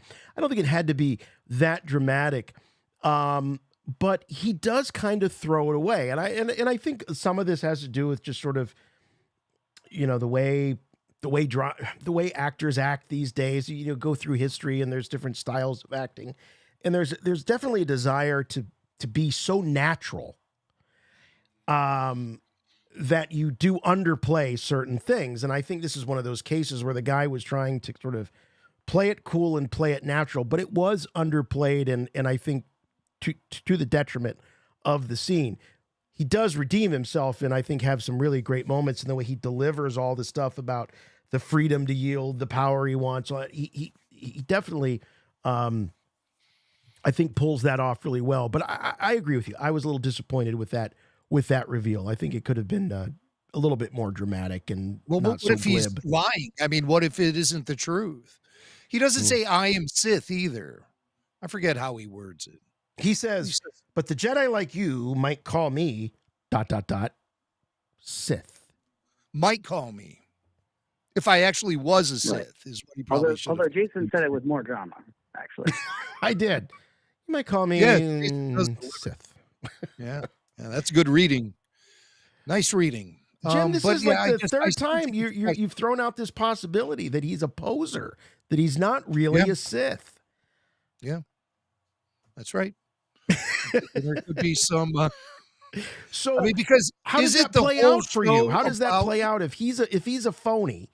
Mm-hmm. Does this mean that we go through the series never having really met a real Sith? Where does the real Sith come into play? Maybe the real Sith gets word that there's a poser out there and puts an end to it his own way, or recruits this guy. Interesting. He's just very hard to pin down. What's that, Leighton? Well, I was just saying he seemed hard to pin down. He, self-proclaiming himself as a Sith, but at the same time, he's referencing. Actually, a few of his lines are. Yeah, I mean, there are a couple for sure that were very reminiscent of what what Mother Anastasia was saying. And I think the third episode about, freedom to wield power how they want. Right. And there was another one about his ability to get into your mind that Osha compared to her, to her mom or to the witches, things like that. And and the one where Soul says the Jedi don't attack the unarmed, and Kamir says, don't you? And that is right out of episode 1, I think. Well, actually, right at the beginning of episode 1, where May is fighting. Now I can't remember the character's name. Indara. But I mean, that was direct. Yes, thank you. Master Indara. Right off of that, that was almost not quite word for word, but close enough. And I was like, man, is he a Sith, or is he, from the witch clan of some sort? Like, what is his deal? I was really more confused at the end of the episode by who he was and what they were trying to do with him than anything else. I think that might be by design. I think keeping him enigmatic and somewhat of a mystery is still by they've revealed his face, but outside of that, we don't know a whole lot about him. The line that you were talking about, Leighton, that is an interesting one where Saul says, the Jedi do not attack the unarmed. And Chimera replies, rules, rules, rules. If you never follow them, you never have to break them.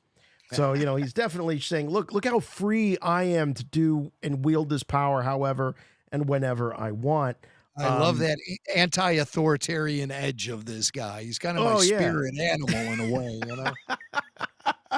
Yeah, you don't follow him, you don't have to break him. Right.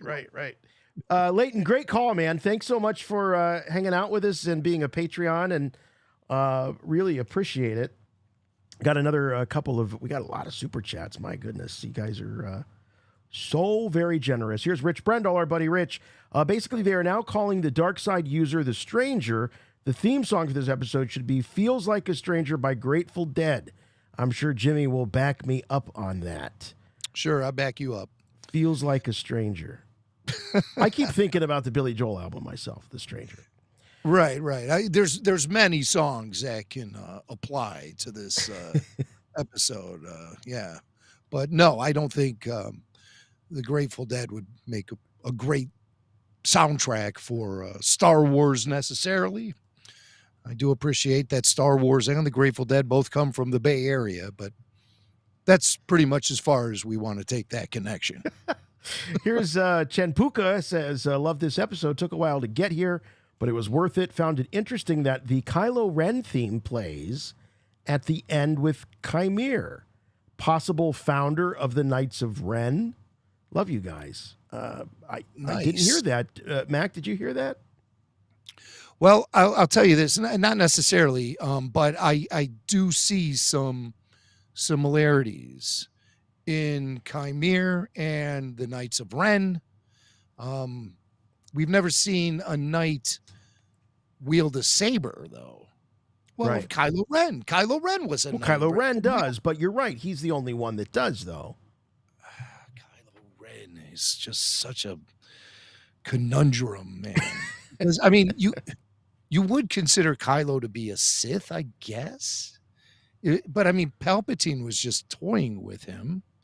But it's hard to even say if Kylo is a legitimate Sith Lord. He's not a Darth.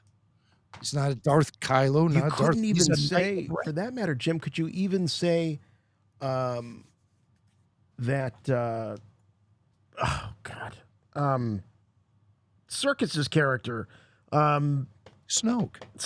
Could you even say that he's a legitimate Sith? No. Right. And yeah, so it's a slippery slope. So we have seen guys who fight the fight for the dark side who are not actual Sith. And Kylo Ren was wielding a red saber, but I don't think you can call him a Sith Lord. I don't think you can either. In fact, I feel that Kylo Ren is sort of emblematic of a poser. Yeah. So are we going down that path again with Chimere? I'm thinking no, just because it's been strongly said about this series, is like you mentioned earlier, that it's from the perspective of the Sith, not from the perspective of the dark side or from the Knights of Ren, from the Sith specifically. And so to go against that is almost faulty advertising in my book. I'm going to contact the Better Business Bureau on Lucasfilm. No, but I think all roads lead to Chimere being a Sith Lord. We got Patreon VIP Frank calling in from New Hampshire. Hey, Frank. Hey, chut, fellas. Hey, chut. Frank. Hi, Frank. Yeah, this is Frank Emanuel in New Hampshire. It was good talking to you in Bristol. Oh, yeah. Yeah, right. I remember you, Frank. It's good to hear from you. Yeah, right on. I gotta say, I agree with you guys that Chimere isn't the top of his food chain. I believe his master helps the witches create life. We saw that he knows the force healing ability.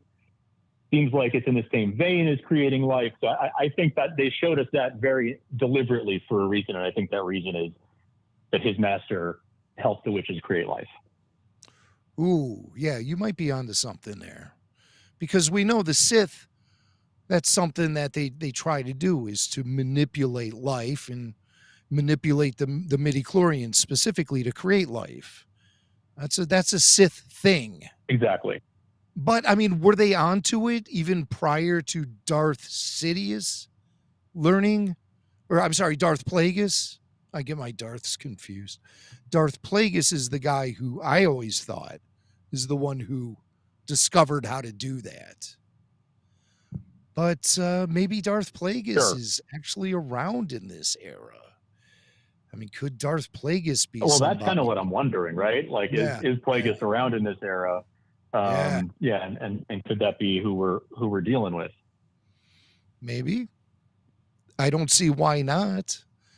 And right, they've shown a desire to incorporate expanded universe stuff into this show, probably more than we've seen in any Star Wars streaming series up to this point. It seems like there's EU heavy stuff in every episode. But I think it's as possible. Jason, we're talking about the possibility of Darth Plagueis himself being behind the creation of the witch twins, May and Osha. Wow. Every time I say Osha, I want to say Ahsoka. This is driving me nuts. This is driving me crazy. I just I don't know if that would imply that they're sort of leapfrogging Tenebris. And again, this is all legend stuff at this point, but I don't know.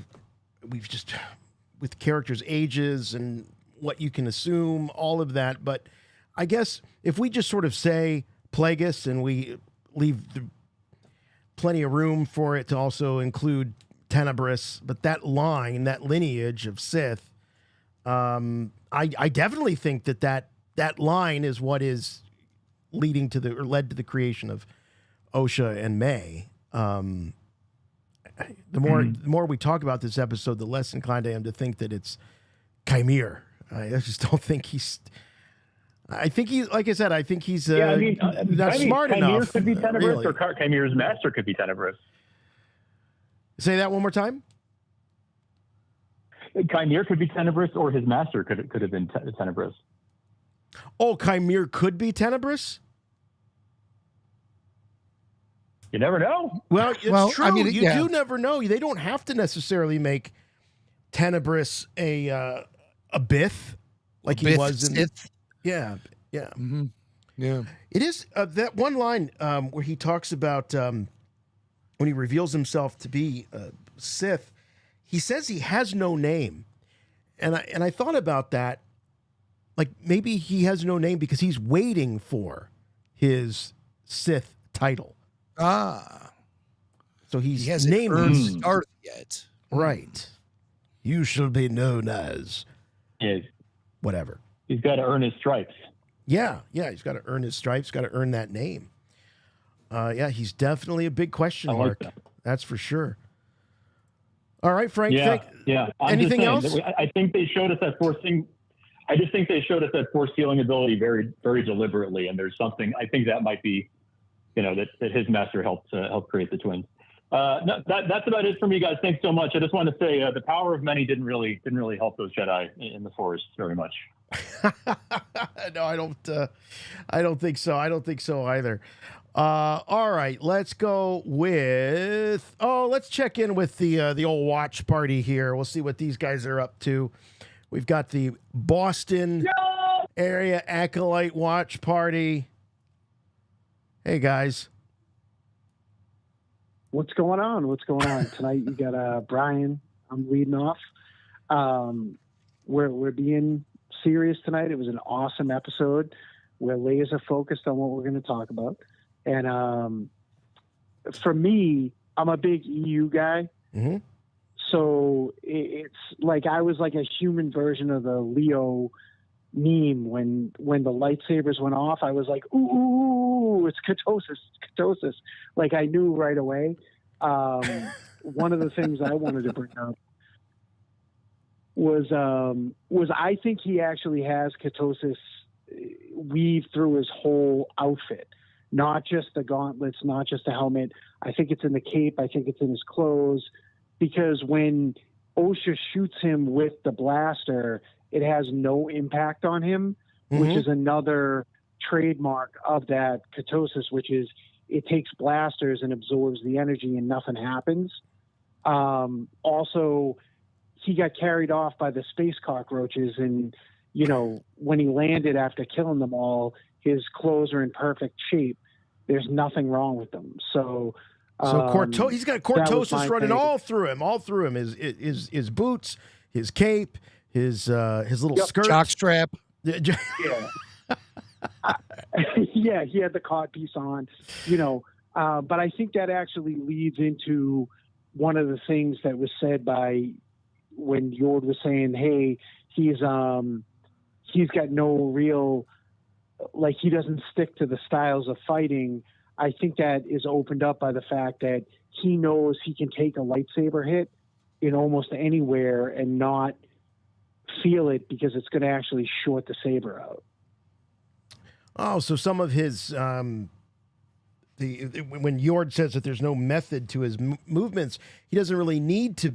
He doesn't need to because he's got this. What is that stuff called again? Right. Cortosis. Cortosis protecting him. Yeah. Okay.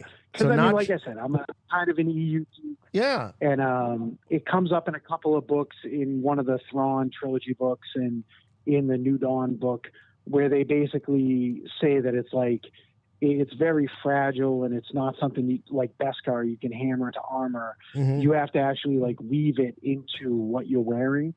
So it would make sense that it would be basically run throughout his clothing. I'm looking at a picture of what he looks like after he gets dropped out of the trees after the moth attack. And you're right. It's not like, it's not like these moths ate all his clothes off. Yeah, exactly. And also, Jason, I want to give you, you hit the nail on the head with the fact that it brought repercussions back to Star Wars. I haven't felt that way about any Star Wars I've watched since the Duel of Fates, where Qui-Gon went down. Because it hasn't really happened in anything else. Everything else, you might lose a limb, there might be some other stuff going on, but you don't lose characters that they've actually spent even a little bit of time building up until what happened in this episode. So yeah, you're right. That was pretty cool. Yeah, you're right. We have not. Yep. We've not suffered losses like this. That's for sure. Who else is hanging out there in at the Boston area Acolyte after party? Thanks, we Brian. have no Dave tonight, but I got Dan from Boston, and I'm gonna hand it over. All right. Hold on. Thank you, Dan. What's up, fellas? How's it going? What's happening? Not much, so much. So I wanted to talk about, what kept in my mind was the articles that were coming out beforehand, how the creators wanted to elevate the saber battles to the of the Phantom Menace with Darth Maul. And the reaction that we got when we first saw it in the theaters, when he showed the short sword and that was revealed, did you guys have the same feel as if you guys saw the blade being the double lightsaber blade being shown by Darth Maul in the movie? No. I didn't have the same feel. I thought it was cool. I loved how he was able to pull a dagger out of there.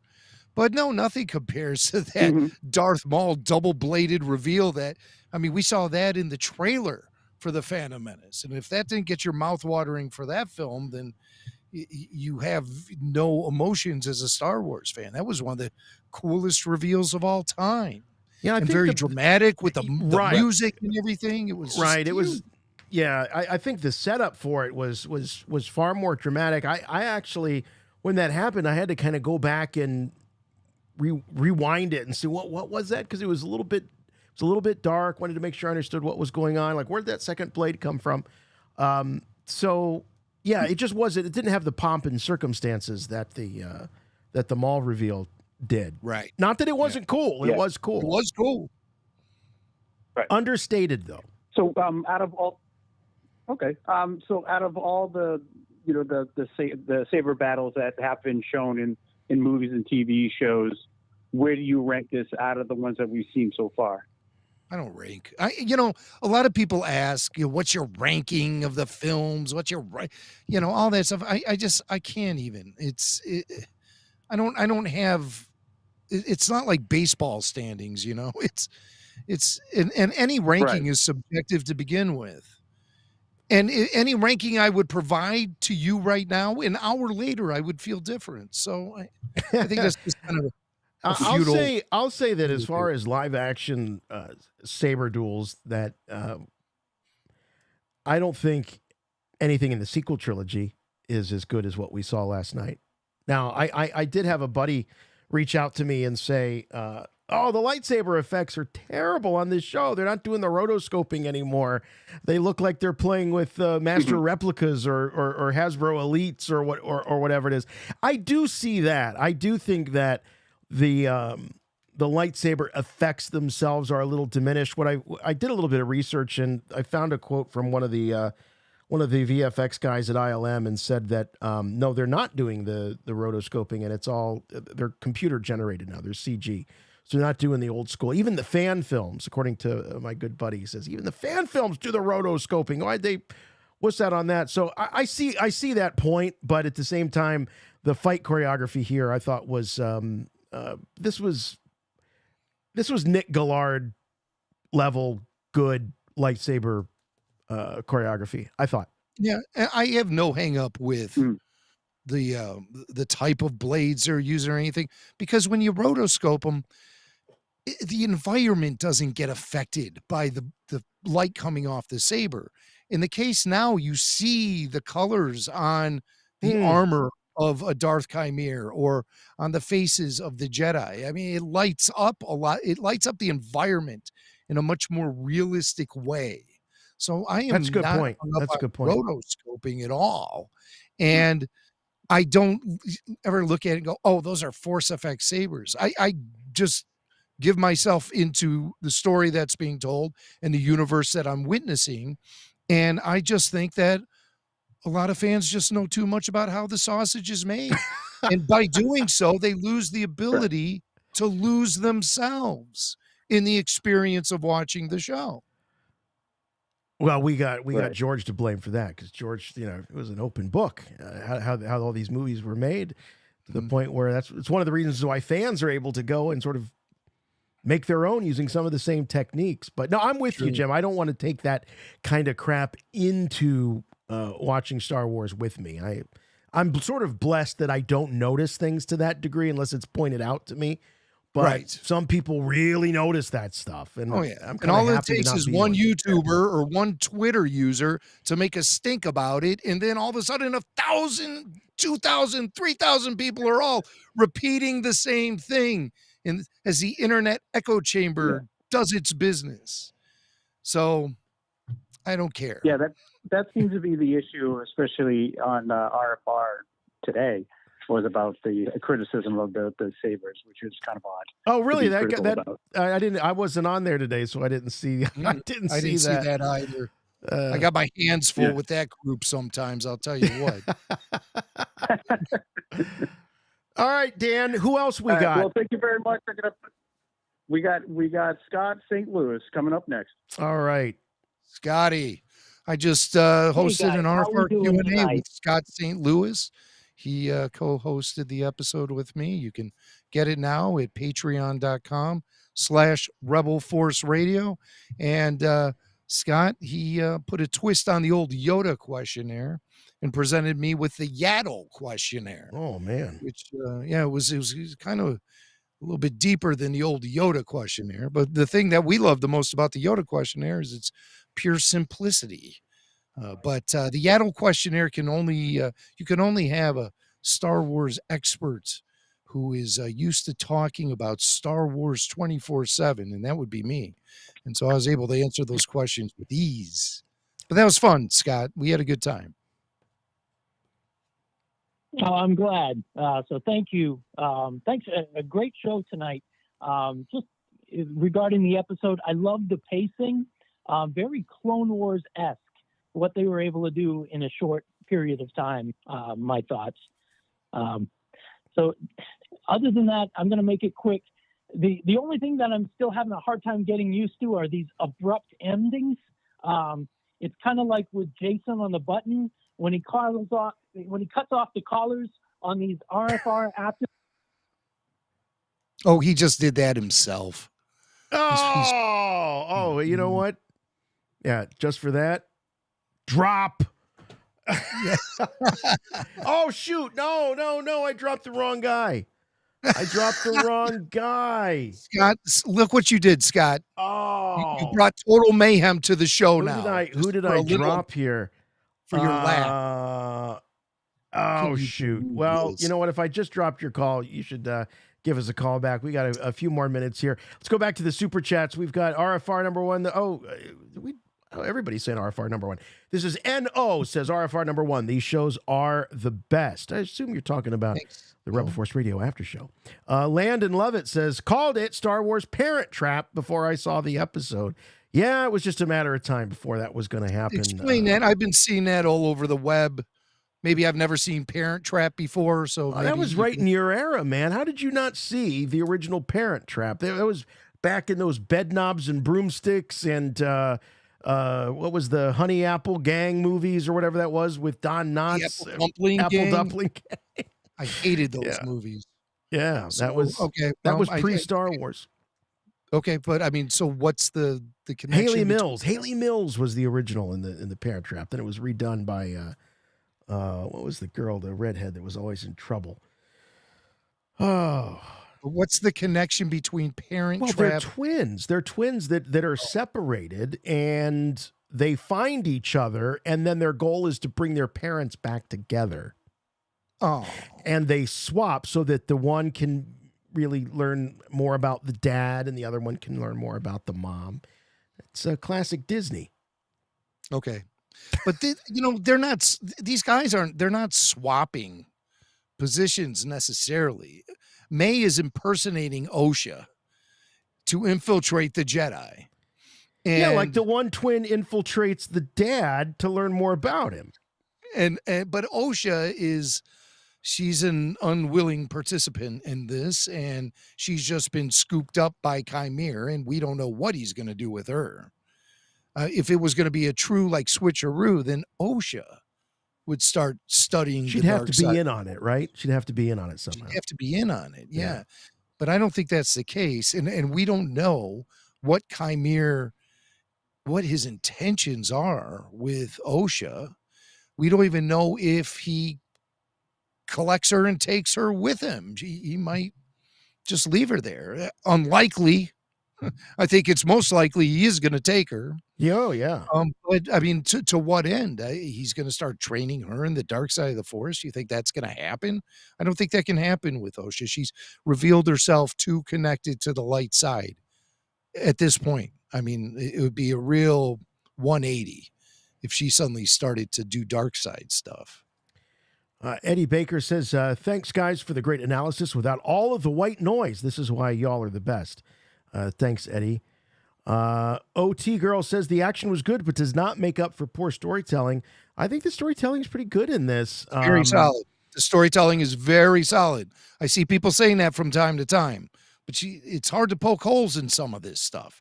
Now, guaranteed, some of this dialogue is not the best, but the way the whole story is plotted, I've yet to really been able to poke any holes in it. So I don't see where the writing is so bad or the story is so bad. I think it's light years better than Ahsoka, which I thought was a joke. It was a joke. It's light years better than the third season of Mandalorian. It's way more cohesive than Book of Boba Fett. It's way more cohesive than the Kenobi show. Tanya S. says, plot twist, Saul is the Sith master. He had big Sith energy when Jackie was killed. Yeah, I mean, Saul was definitely struggling with his emotions. And he would have, if OSHA hadn't been there, he would have totally taken out Chimere. No doubt in my mind. And Chimere knew that. He knew that. He was playing with Saul a lot in that. He was doing things deliberately to draw that anger, because he then draws power from Saul's anger. That's how the Sith work. The more angry you make. You remember when Kylo Ren was hitting that wound on his leg to get more angry and more. Yeah, that's how it works for these guys. OT Girl comes back and says, oh, that's very nice. 2 super chats here. The Sith easily dispatched the Jedi, but not the bugs. So the Sith were really in hiding from bugs, not Jedi all these years. The Sith easily dispatched the Jedi, but not the bugs. I think the bugs are, that's a different thing. That was, he was being swarmed by these giant moths and then literally picked up and taken away. He does defeat them. Right. But just not right away because of the sheer numbers. I do think that scene could have been, right. It was a distraction. I do think that it could have been played.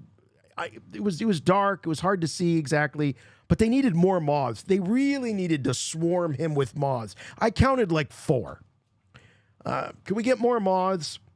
It's hard to train those things when you're on a film set, and Right. they got 4 of them that was pretty good the way they were able to train them to do that stunt. I was pretty impressed. Jeremy Lanning says, I love the stranger's helmet. It represents the same kintsugi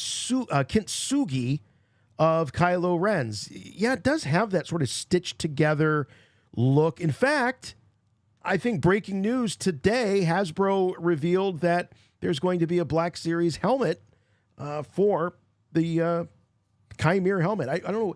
They got to be marketing it with a name. Are they calling it the Stranger's helmet? What are they calling it? Oh, that's interesting. Well, I saw a picture of it, and it was very brown. It was very brown. And the teeth, the grin, the teeth were too big. It's like an Osmond family version of the Sith mask with the big teeth. All right, that's a dated reference. Jeez. I'm looking for the pic. Here, I got the pic. Let's see. Yeah, here it is right here. Look at the size of that grin. Yeah, it's like like some big chompers. You could fit a double Whopper in that thing. But let's see, what is it? Oh, this is a digital render, so this isn't the final product, but they're rushing to get that out. So this is not in plastic. This is only plastic in your mind. What do they call it? How are they? What's the I don't name of know. them? I don't know. I didn't look. This was this came through the council chat or text thread. Jeremy Lanning. So, Jeremy was talking about the kintsugi, and he misspelled it. Look at this. He spent $10 on fixing that typo. He meant kintsugi. We know what you mean, Jeremy. Gosh, that's very nice of you. That's very nice of you to spend that kind of money on your typo, but it's not necessary. Not necessary. Will of the Force says, my head is still spinning, and so is yours. That's to say, yes. Yord's head is definitely spinning in this episode. I had to make my own GIF of that moment. It was just brutal, so delicious and brutal. Sonny Boy Nuggy says, people smarter than me noticed the Kylo Ren theme plays in the final scene of this episode. So I noticed that too. Yeah, when he sees that wound on Osha, right about that moment, you hear that. It's just like 4 notes, that bomb. I can't replicate it, but yeah, clearly that Kylo Ren, when like you'd see Kylo Ren's shuttle fly in during the Force Awakens, bomb. It's like bomb. Okay, yeah. My vocal orchestration is not working for me right now. I'm so annoyed. I had a screen capture of him closing that wound because there's been some conversation in the chat about whether that really happened. And I can only tell you this because to get the screen capture, I rewound that scene several times and the wound closes. Swear on all that is holy.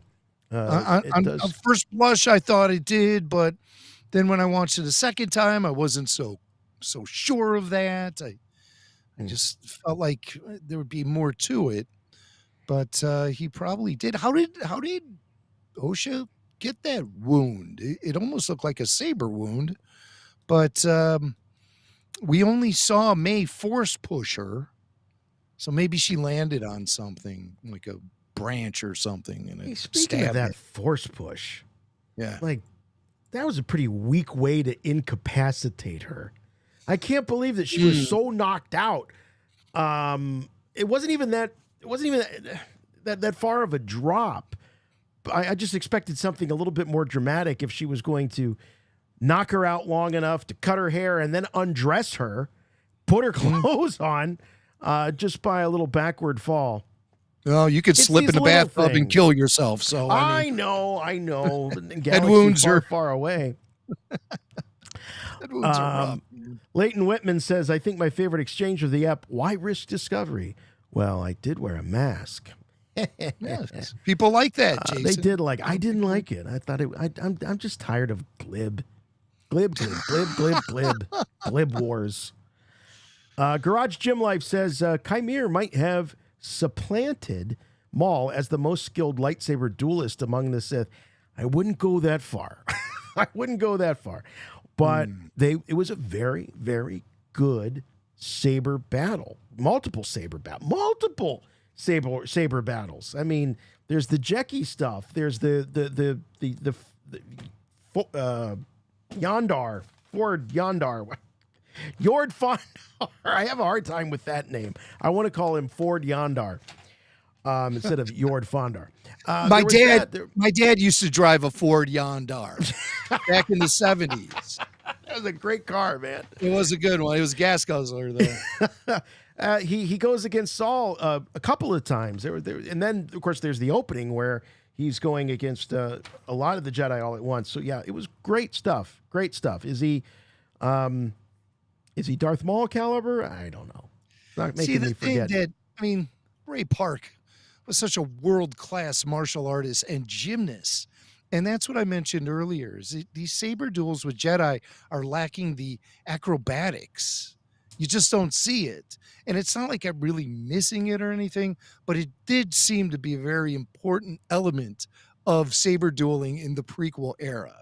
And the stuff that Ray Park could do in the character of Darth Maul with that double-bladed saber and the flips he did and the kicks and all of that stuff,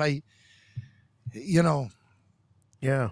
Chimere is skilled and he's strong, but he still lacks that spectacular flavor that Darth Maul brought to any duel he showed up in. Sir Dork says Chimere was like, come here, when he pulled those two Jedi with the Force to make a double Jedi kebab. By the way, somebody on the chat called it a Sith kebab, and it's much funnier than Jedi kebab, so I'm going to steal that now and say Sith kebab. Okay. I like Sith kebab. All right, hold on. Let me cross that out now. Yeah. Write Sith in there in my notes. Okay, done. David says, my daughter and I are having fun watching Acolyte. This episode was crazy. Also, the shattered glass effect with sabers on Cortosis was superb. The shattered glass effect with sabers on Cortosis was superb. So all of I guess we're talking about the shocks and all that came out or were coming off of the Cortosis on the helmet and then also on the gauntlets. I might be talking about this. Oh, showing cool. it up on the screen, yeah. Oh, yeah, all those sparks flying. But that's awesome. David, you kind of made me realize, because you were talking about watching this with your daughter, there might be enough badassery in this episode that I could get my Parker, my son, to watch this with me. I'll start with this episode, and then we'll work our way backwards. Because has he not expressed any desire to watch it, or he just doesn't like spending time with you anymore? I mean, is he at that age? No, Is at that age? No, he did tell me he doesn't like movies. And that was a hard thing for him to have to tell me. He said he didn't like movies. He said that they just they take too long. Yeah, but I have never, ever struggled to get him to watch an episode of Mando. All 3 seasons, he is there. He's the one pulling me to the TV. So he loves Mando and loves Grogu.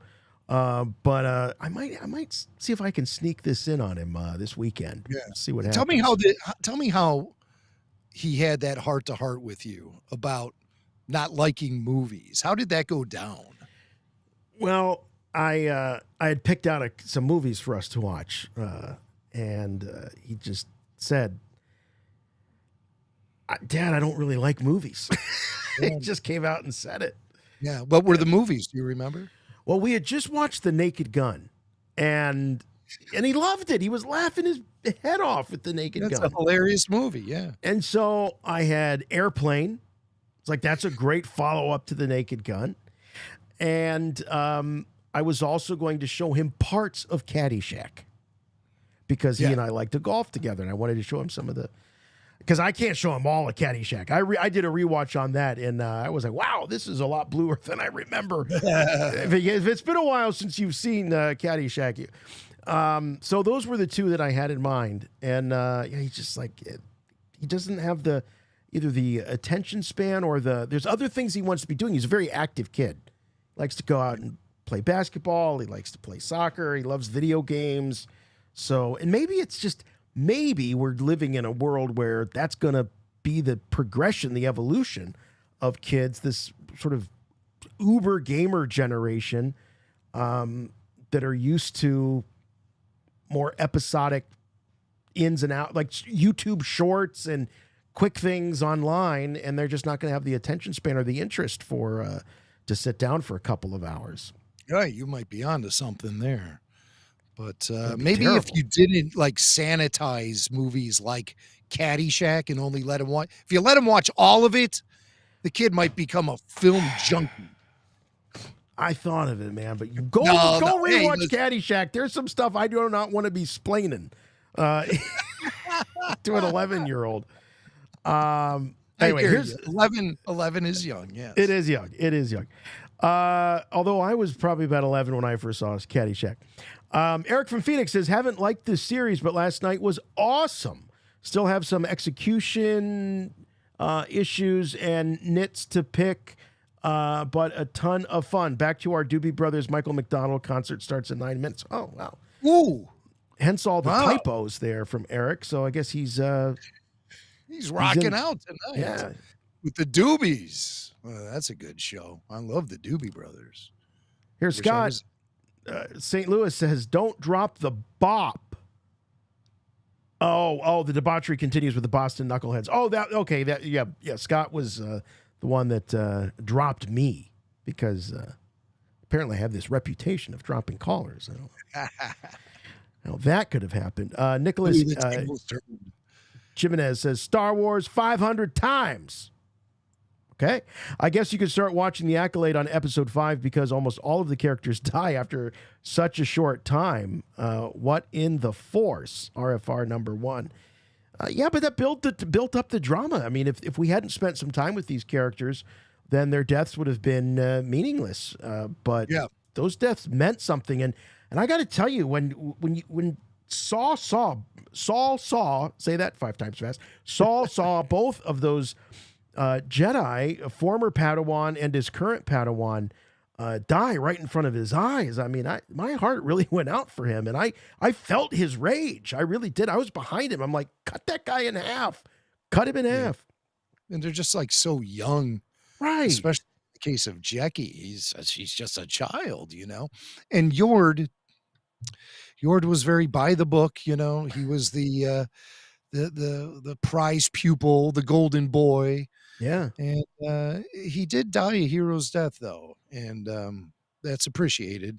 Yeah. But for sure. No match for Chimere. Just absolutely no match. You know, I saw someone in the chat reminding everybody that we're not dealing with the High Council. So there is some hierarchy here, and these Jedi are not High Council Jedi. So does that mean that Chimere would have had a more of a challenge with, say, a Master Yoda or somebody like that? Is he just look as fierce as he does because it's relative to what he's up against? Are we supposed to look at these Jedi as also Rans, as less than? I don't know. Well, you know, if he is a Sith Lord, then that would be the equivalent of being a Jedi Master. Right. But like a High Council Master. And not, you know, whatever this sub-council is that Vernestra put together to investigate the appearance and murder that May performed on Indara. So she had to get this. She put this council together. Remember, we were trying to figure out what this council is. I'm like, well, maybe it's a security council, but it's all right there in episode 2 where she says, I'm going to put together a council and we will decide how to deal with this. So Vernestra is really taking full responsibility into her own hands. This is what you would call an ad hoc committee. An ad hoc, yeah. Not to be confused with Hock Tua, which has been the internet rage for the last week and a half.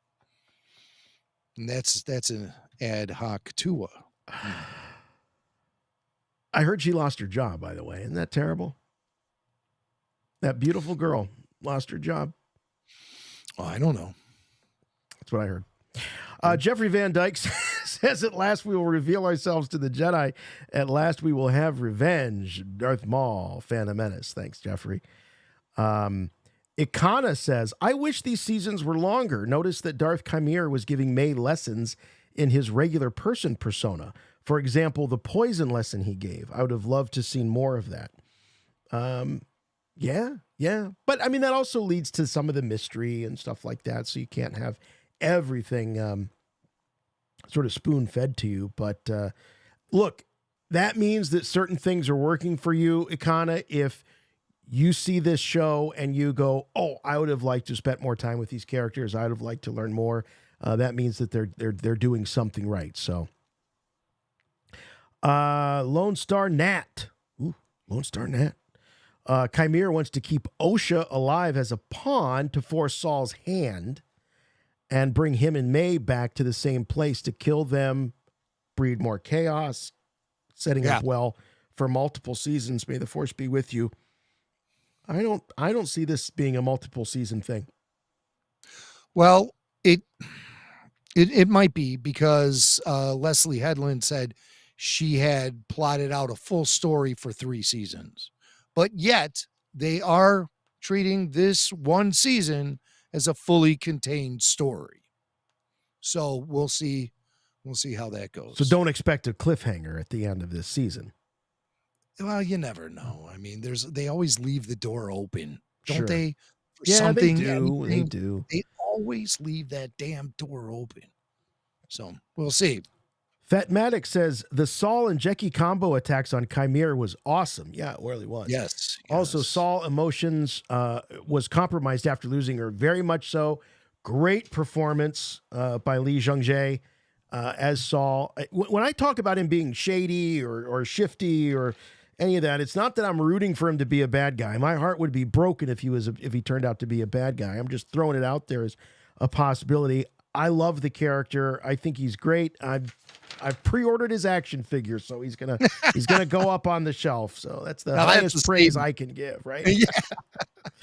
Highest praise I can get. Let's take one more call here.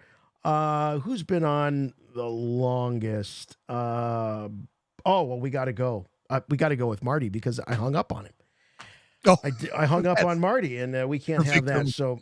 Hey, Marty, you're on with Rebel Force Radio. Sorry I hung up on you earlier. I was trying to hang up on those guys in Boston, but apparently they hung up on me instead.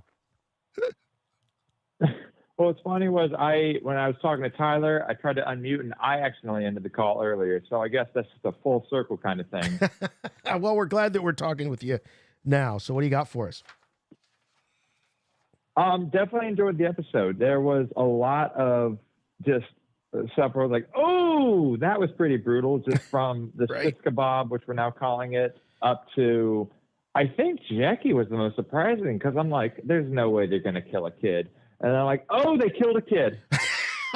So I was just like, they're not. And then when they killed off Yord too, I was like, he's like one of the, I definitely appreciate how Disney is starting to get some teeth a little bit with these character deaths. I think it started a little bit with Tech when he died. Yeah. And now the deaths actually have consequences and meaning. Right.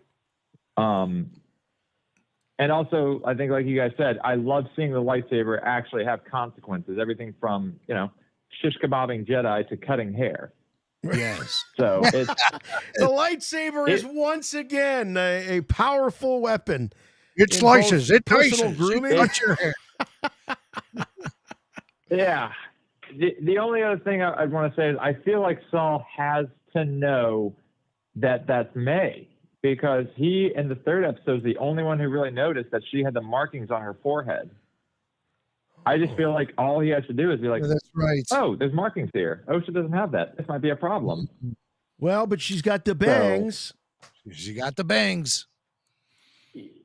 I would just lose so much respect for Saul if that was what pulled the wool over his eyes on that one. Even if he were battle wearied, or maybe I'm just being too No, I'm critical with on him. you. I'm with you, Marty. I feel the same way. Is that that just can't happen. I believe that May is not experienced enough that she would underestimate Saul to that level. But Saul's got to be several steps ahead of her when it comes to that. I really think so. But he's going to let it play out. I think he's going to let it play out. At least that's what I hope. Yeah, because I don't know if May is actually. Well, I mean, she's killed two Jedi at this point. I don't know if she's skilled enough to take out Saul on her own. But no, definitely enjoying the show. She really only killed one Jedi. Okay, in Dara, because Torben took his own life. She was just a facilitator, But the deliverer of the poison. That was it. Yeah. But I just want to say, definitely enjoying the show, and y'all's breakdown always helps me appreciate the show even more. So just want to say thank you guys for all that you guys do. I know it's getting kind of late, and yeah, thank you guys for everything. It's always fun to talk to you guys. It's the first thank show you, I've Marty. caught in a minute. So Thanks for your support. Thank you, guys. Appreciate it, buddy. Thanks for the support on Patreon and all that stuff. Very, very much appreciated here as we kind of wrap up this. I feel like we could just go on and on and on with this show because there was just so much. There was just so much that happened, and it just things that I didn't think we would ever see, not just from this show, but from any Star Wars show on Disney Plus. It definitely was a level of brutality, as we've been calling it, and consequence with these character deaths when they've gone out of their way, even sabers to the gut, gone out of their way to not have to do that. So it is refreshing in a lot of ways. Also, big thanks to Tyler Page, our call screener and the official program observer here. Tyler, another busy night for you. Big switchboard. Didn't get through all of our callers, but anything jump out at you? Something that maybe we left on the floor we need to talk about? Well, along with your line of thinking, I think Soul does know that it's May, and I think he recognizes that too. But I think it plays right into his hand to have her come back to the ship so that he can capture her, which is kind of what they were sent out there to do initially. So he's very objective focused. And then if you don't mind, I got some notes from our callers that didn't make it. Oh, okay. Yeah, please do. Mario from Vegas said that there were Jedi fighting each other in the background of one of the scenes. Like, just two, or at least that's what it looked like. I couldn't find the timestamp for that. And then Mac from Illinois thinks that Chimere is both master and apprentice, and Liam from New Hampshire thinks that Chimere's master is Plagueis. So go back to he could be master and apprentice, so he's the only Sith right now. Yeah, in that theory. Interesting. Don't know exactly. That's like a chicken or the egg, right? Yeah. How do you get a Sith apprentice without a Sith master? Well, they got to start somewhere. That's interesting. Very interesting. Yeah. Well, Tyler, where were you on the whole who is the stranger? Were you on Team Chimere, or did you think it was going to be someone else?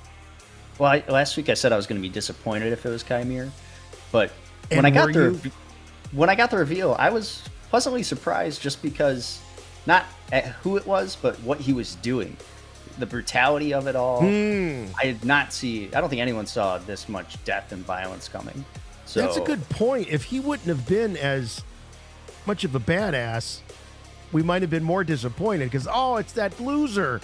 That loser guy from the apothecary, but he came out so strong that it was hard to be disappointed. So they're well crafted there, I think. Yeah.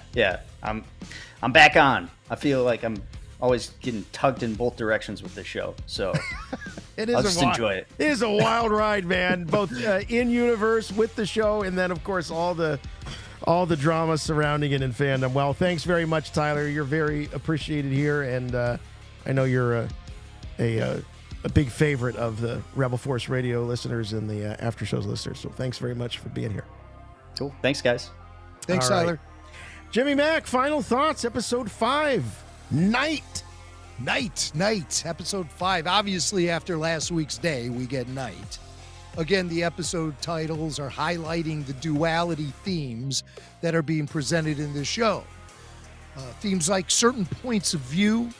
You get a lot of that in this show. May thinks the Jedi have corrupted her sister. Chimere thinks the Jedi unfairly want to stop him from doing his thing.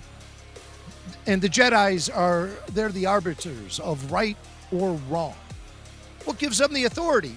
That's what some of these alternate Force users are considering as the Jedi police all of that stuff. All in all, this episode filled with outstanding action, great saber dueling, Force powers on full display. I love it. I feel like the stakes have really been raised up very high. 7 quality kills in this episode. Quality pacing as well.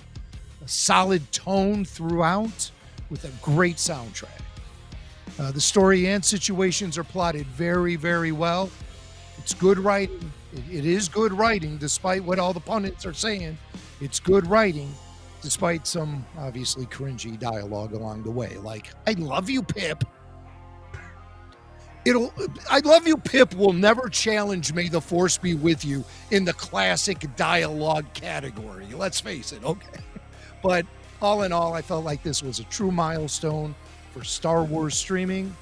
Hands down, one of the best episodes of anything presented in the Star Wars streaming era. And yet there's still many unanswered questions we have to look right in the face as we ramp up toward the final 3 episodes. Questions like, what really happened on Brendok? I think we'll start getting those answers next week. I predict there will be flashback sequences next week. I hope the entire show doesn't give itself over to nothing but a flashback. I hope they do a better job, not totally committing to one episode being all flashback. I want to see present and flashback, back and forth. Other questions. Why did Torben take the poison? Why was Kelnaka exiled by the Jedi Order? Because remember, he didn't leave. He was sent to Kofar by the Jedi Order. And why did he have those coven symbols on his wall? These are the questions. Who is Darth Chimere? Is he the master or the apprentice? What is the truth Saul has been hiding from Osha? Where's Kitster? These are the questions that need to be answered in the final 3 episodes. So I'll leave you with this final thought. We chased our pleasures here, dug our treasures there, but can you still recall the time we cried, break on through to the other side? Nuke Gunray, not in this episode. All right, that's going to wrap things up. Thank you for that. We'll see you next week right here for more RFR Acolyte After Show. No regular Rebel Force Radio weekly podcast this week. So if you've been waiting for that, you're going to have to wait a little bit longer, but we will be back next Wednesday covering episode 6 of The Acolyte. Once again, thanks to all of our callers, everybody in the chat. Really appreciate it. Great time tonight. And also thanks again to Tyler Page. So we'll see you next time. Until then, for Rebel Force Radio, I'm Jason. I'm Jimmy Mack. And remember, the Force will be with you, always.